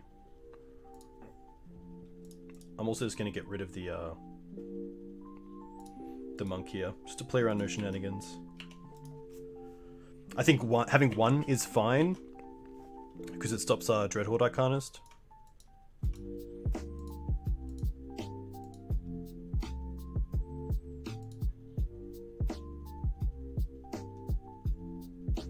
Teferi. Okay.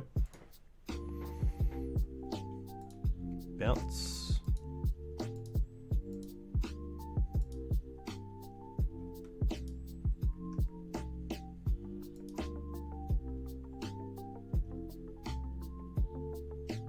Counterbalance. Okay. Green Suns would be really nice here, especially for Questing Beast. Nice. Put on top, put on top. 1, 2. I guess there's some consideration to actually take the land and play around days. But my opponent hasn't had counter magic yet, so.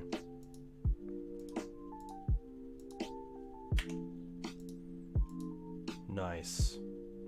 Questing Beast. Attack them. Trigger, kill Teferi. Play Dried Arbor. So they have 2 cards and a Mentor.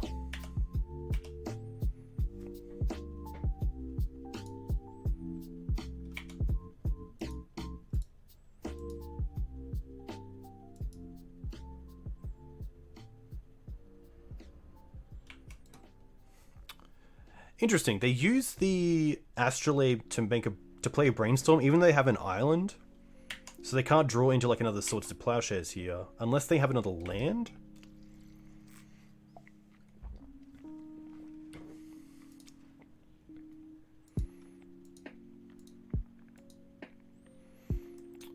Needle's pretty good. I think here, just in response to the Needle, I kill this Monk.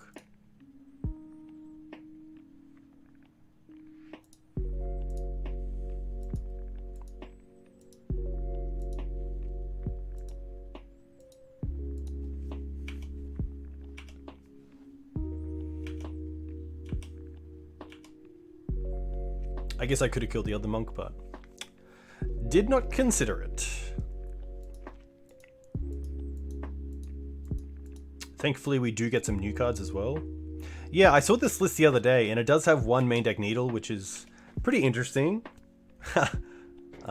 Green Suns again for Night of Autumn, or maybe a Skyclave Apparition would be really cool here. Alright, let's put this on top. I am going to pay for this. I'm going to see what the counterbalance triggers first.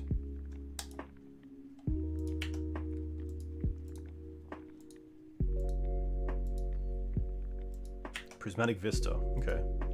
Don't really care about that.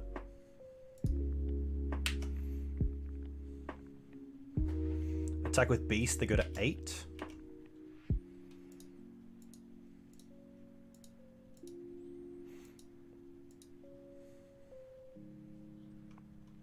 They don't really have any good blocks either, which is really nice for us.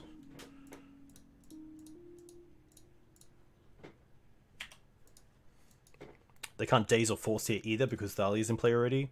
And they obviously just don't think they can beat the Knight. So this is an interesting matchup because Mentor is obviously a pretty big issue if it does go unchecked.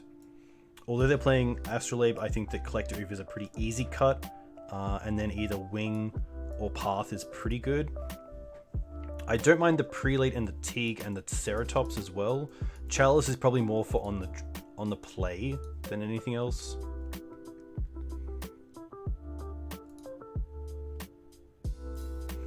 Ramanap actually seems pretty bad, especially considering their mana base. Maybe the second Prelate isn't where I want to be, especially on the draw. I can see myself cutting a Wasteland and probably even the Cradle as well. I don't mind this. Elspeth's also a consideration, but it's a case of is that better than something else? Hey Rob Fighting. So this is a donation deck list, and I kind of like Elspeth because it does allow you to get over Elks and hopefully kill Okos, and just try to play a bigger game in the air, which is pretty cool. But I think Gideon's definitely on a pretty similar power level, which is nice. I'm gonna go down on one Thalia on the draw. But yeah, it's always nice to see even both. I've seen some Maverick lists run as many as 3 Planeswalkers in the board, which is cool. I do actually yeah, the Elspeth art is really nice. I do like Nissa Vital Force because it gives you a few ways to use Wasteland against matchups where Wasteland isn't actually that great, like Snow. I mean, making Wasteland into a 5/5 is really nice. I'm going to mulligan this. I really don't like the mana here, so I'm going to get a hand with hopefully more mana. And I'm going to keep this in bottom of the Batterskull. And the first thing I'm going to do is probably, I think just once, just straight away to play around Daze. I don't mind that I'm not, taking a draw step and then looking at 5. I'd rather just cast the ones upon one at a time straight away. Ooh, it's a miss as well. I guess Thalia isn't too big of a miss, and it does put these down the bottom, so a little bit of a yikes, but we'll do okay. Here we go. Oof.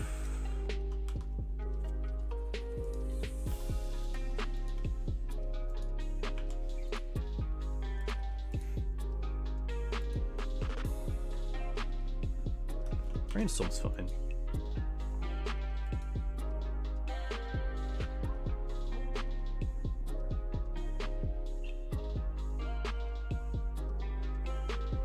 Brainstorm main phase, interesting. Maybe they want to ponder or preordain in the same turn. Yeah.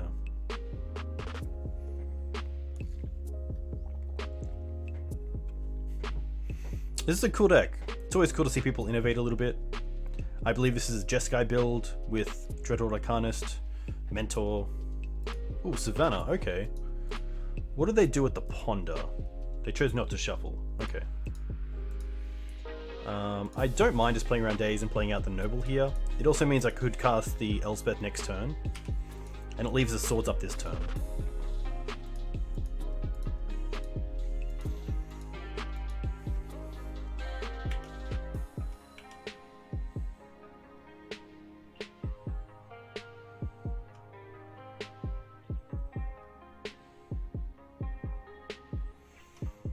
The question is, if they play a Mentor or a Dreadhorde here, am I happy to Swords? And I think I'm in a position where I kind of just want to untap and play around Days.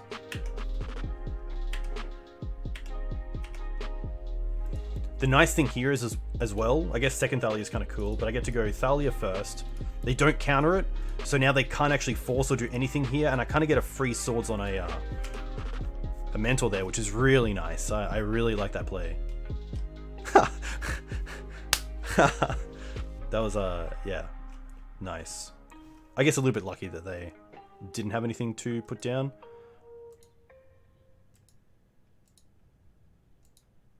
This does cut me off the Elspeth. Unless we see one more turn of Thalia not surviving. I would love to see a removal spell on the Thalia. Ooh, nothing. Ooh, Hexdrink is actually pretty nice.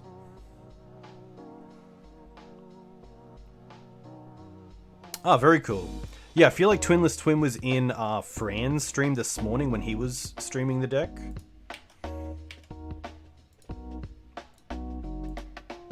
This is more than fine. So now I get the chance to either play the Hexdrinker and try to tick it up, or just play out the Thalia. And I think just playing the Thalia here is more than fine. And I am going to play Hexdrinker and tick it up. Just to make use of my mana.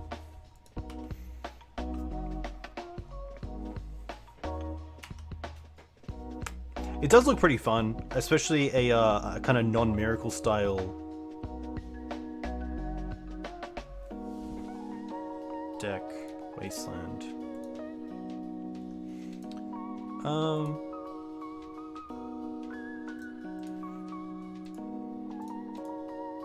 Wow, okay, that was huge. Well, let's see if this resolves. Oh my gosh, my opponent's just 6ing, they have no counter magic.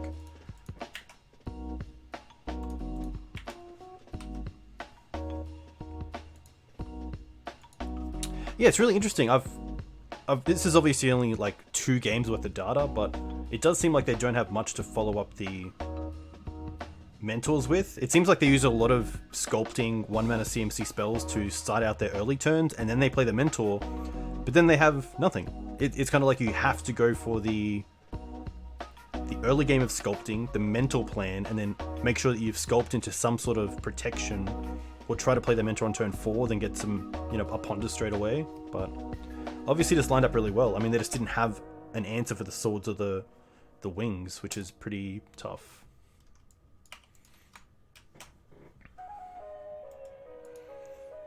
What do we got, Rob? Lands with Elvish Reclaimer, Skyclave, Uro, Swords, Life. Oh, Savine's Reclamation, one of my favorite cards. This is a card that I'm very scared about as a Maverick player. I used to think Lands was a really nice, like, probably my favorite matchup was Lands, at least from an enjoyability perspective. But Valakut Exploration has turned this deck into a very go-wide, all-out deck that I just can't keep up with. Especially having Exploration and Valakut Exploration, it can be really tough keeping up with the value there. This is definitely a matchup where Skyclave Apparition is 100% needed, just to have more answers to cards like this, especially in Green-White as well, where you have like a single Night of Autumn. But yeah, this looks sick. Fluster, nice. Interesting, Grasping Dunes. Oh, that's cool.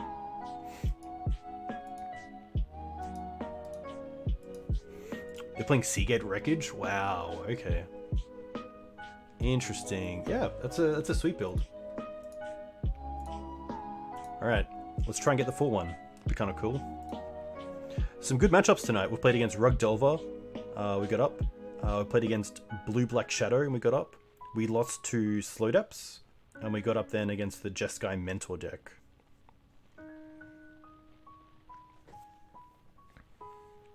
Why is the price on Mox Diamond 2k for 4? It's a good question. It is reserve list, which is pretty tough. I think a few people bought a few, and then people saw that and wanted to buy theirs before others bought them. And a few people got some money maybe from some injections, so they had money to spare and they wanted Mox Diamonds. Pretty tough. I sold my Moxes.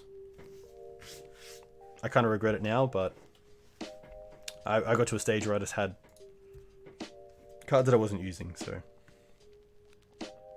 I know in Europe it always lags a little bit. I'll keep this. Interaction in these 3 cards. We have some good mana and acceleration.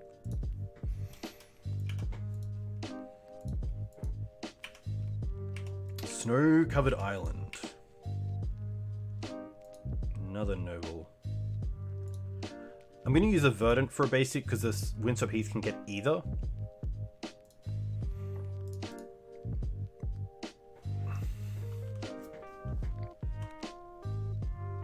Oh, Wonder Boy. Sorry, I meant the prices in the UK, in the EU, were a little bit behind what the US is. So that's what I was referring to with the. Ooh, Standstill. Interesting. This is going to be a fun matchup because we have Noble Hierarch and we have Dried Arbor coming down shortly.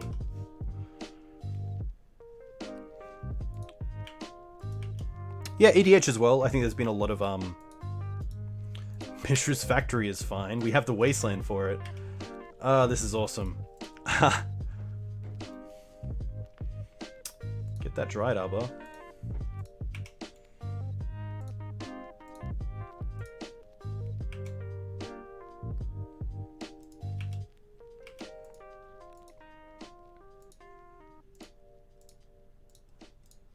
Just gonna Wasteland it now.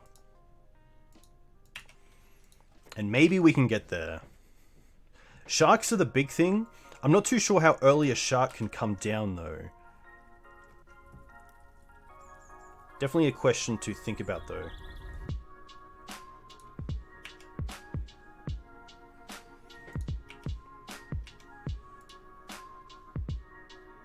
They're gonna fetch.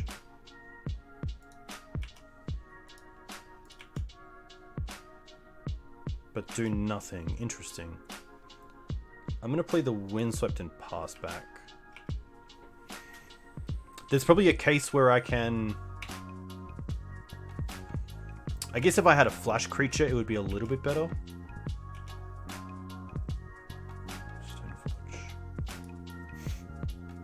I'm still going to attack here. If they have a shark, they have a shark.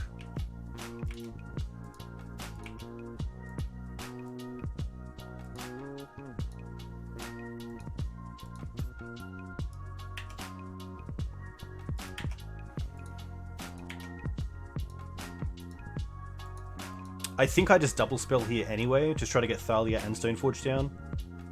It's a little bit tough against a deck that I assume is playing maybe one main deck Supreme Verdict and maybe some amount of Terminus, but I think it's worth it. I don't want to wait another turn.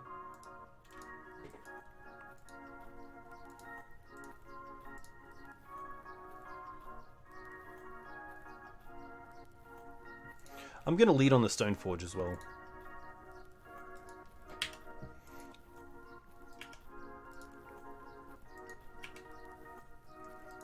Get Batterskull.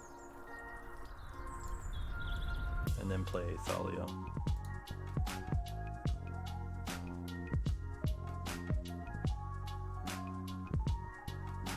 They're going to force that.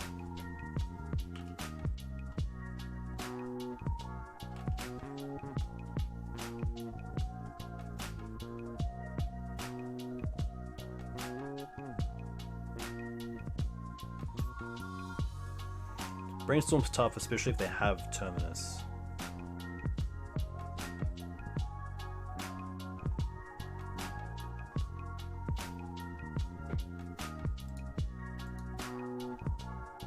Oh wow.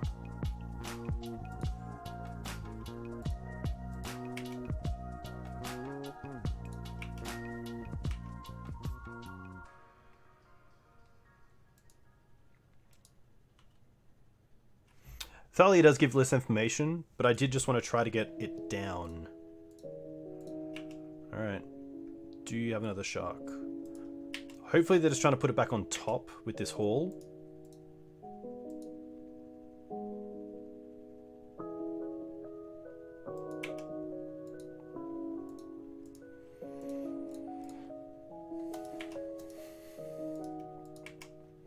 Sadly, I think they've just drawn too many cards for me to really get back into this game, but there's a world where it can happen.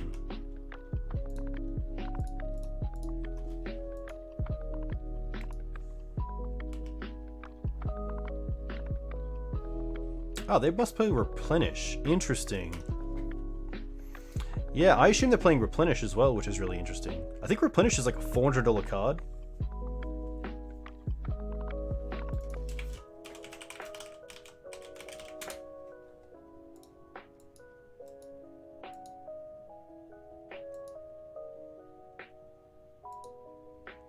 I know it's very expensive.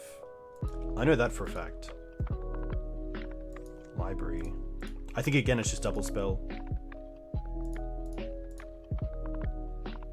You have 8 Japanese ones? Very nice.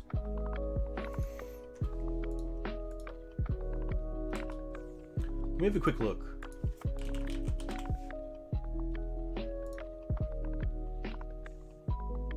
Oh no, okay, sorry. They're like $90. But still, for a pretty fringe card, maybe in Legacy it's maybe in EDH it's bigger, but yeah, that's huge for me.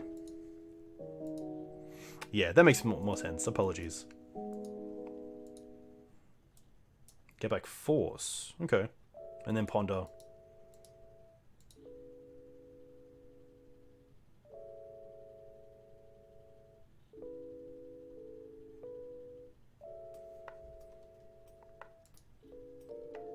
Four mana. Replenish. Yep. Yep. Hey, Horn. Thanks for the follow. Let me know where you're from. If you play Legacy, what do you play in Legacy? I'm going to bring in Surgicals here. I do want them. I don't mind the Priests because they give... I'm not too sure if I want Priests because of the Flash. I don't think so. I don't want Collector Oof. I don't want Cradle.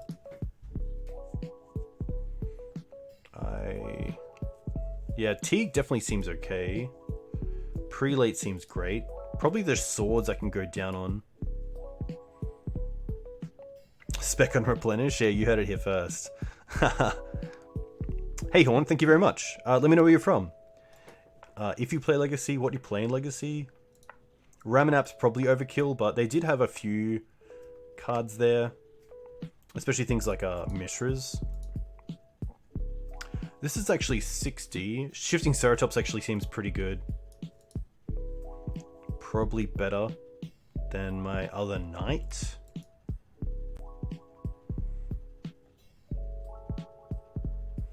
Chalice is interesting. They probably have a bunch of 1-drops. Maybe this is actually a Chalice one. So I'm going to bring in Chalice and I'm going to drop down on my Noble Hierarchs.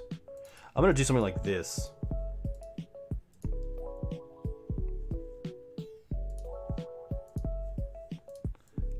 A little bit slow, unfortunately. I'm mulligan this. This is much better. I'll keep this. The question is, what do I want to drop? And I think it's going to be the Skyclave Apparition. This hand seems pretty good otherwise.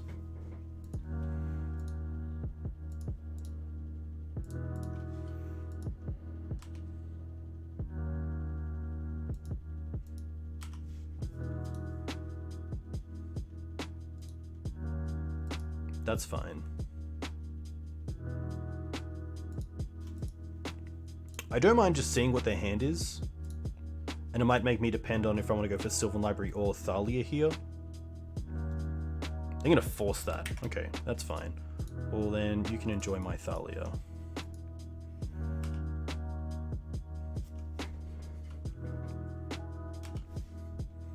Dovin's Veto is an interesting one, because I believe that's only non-creature spell. Caracas is pretty nice for my opponent.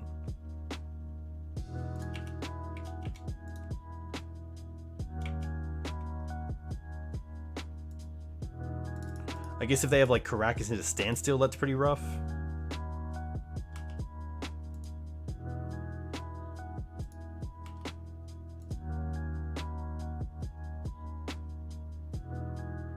Seal of Cleansing, interesting. Yikes. Okay. Alright. I'm still gonna play Thalia.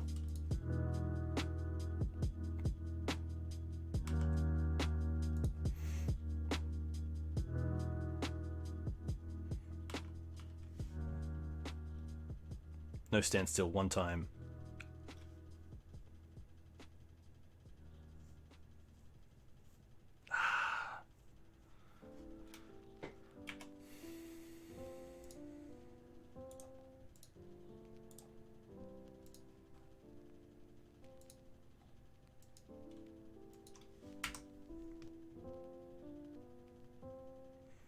Don't have a great play here, unfortunately.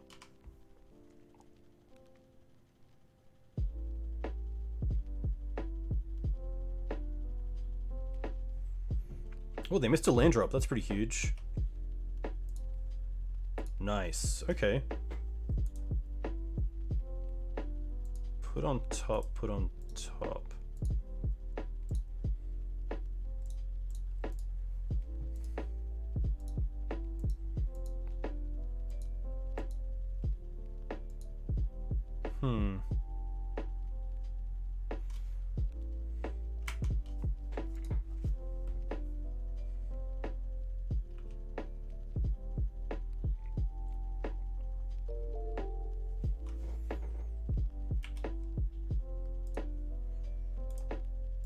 Put on top, put on top.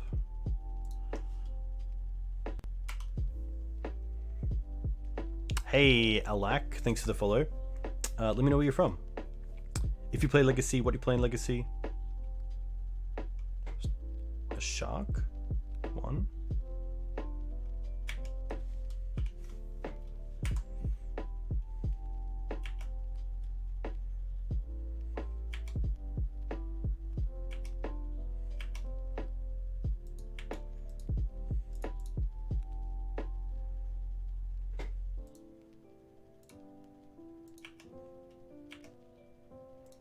Would love to see Surgical.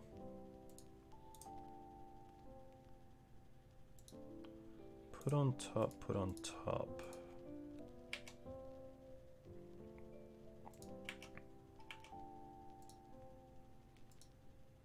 Another one.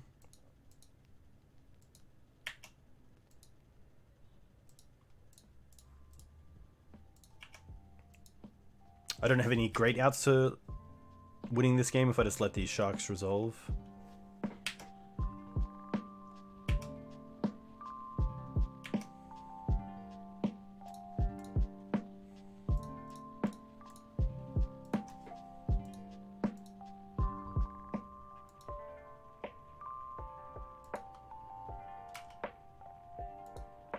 This could be a hard deck to beat on Maverick. The basics mean we don't really have a wasteland plan. Standstill's obviously really good when you have, you know, swords, untap standstill, or things like Supreme Verdict. Yeah. Can't beat that. So we go 3-2, which isn't too bad. The wins were really nice. So getting up against blue Death Shadow Delver, Rug Delver, and one more. I'm trying to think of it. What else did we get up against? The Jeskai deck. Let me quickly find a donation here. And display card feature. Overall, the deck was really solid. Obviously, there's a few times where I kind of missed the black splash, but I think because of cards like Skyclave, that Green-White definitely has a pretty good place in the Maverick metagame. I think if you didn't have access to Abzan cards, then Green-White is definitely a deck you could be playing around. Are you playing D&T? Very cool. Nice. Yeah, it is a little bit rough. Yeah, so Qasali Pride Mage is probably a little bit more old school now than it was 4 or 5 years ago, a couple of years ago. So funny you mentioned that. Obviously, a lot of players right now are just playing Knight of Autumn in the main deck over Qasali Pride Mage, mainly because you're getting value off it and you're keeping the body around. But Tom Herzog actually played a 5-0 list recently that played 2 main deck Qasali Pride Mage, which looked pretty sweet. So if you do want more of these effects, you can run Qasali. But having access to Skyclave Apparition now, which also deals with most artifacts or enchantments that you're worried about outside of Omniscience, it's pretty good. Qasali can do pretty good as well if you're running a more aggressive version where the Exalted adds up. And I still see it from time to time as a 75 option as a Green Sun's target, but I think right now that Knight of Autumn being a body that gets value is just a little bit too good. And obviously the 4-3 body or the 4 life can also be relevant against some matchups. Even against something like Depths, having a Knight of Autumn over a Kusali Prime Mage and getting you above 20 life can be pretty huge. But yeah, this list is sweet. Green-White's always a pretty big pleasure to run.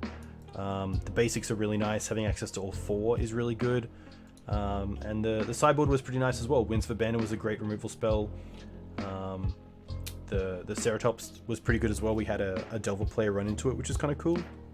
But yeah, I'm going to see quickly who else is streaming.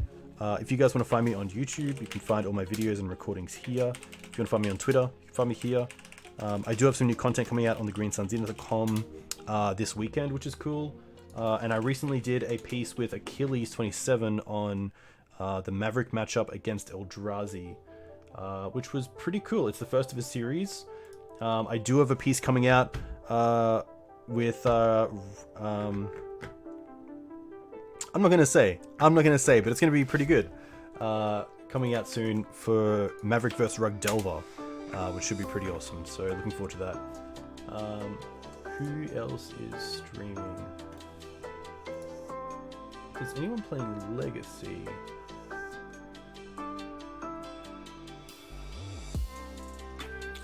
Ekros. Interesting. But yeah, a huge thank you to you guys for coming in and watching.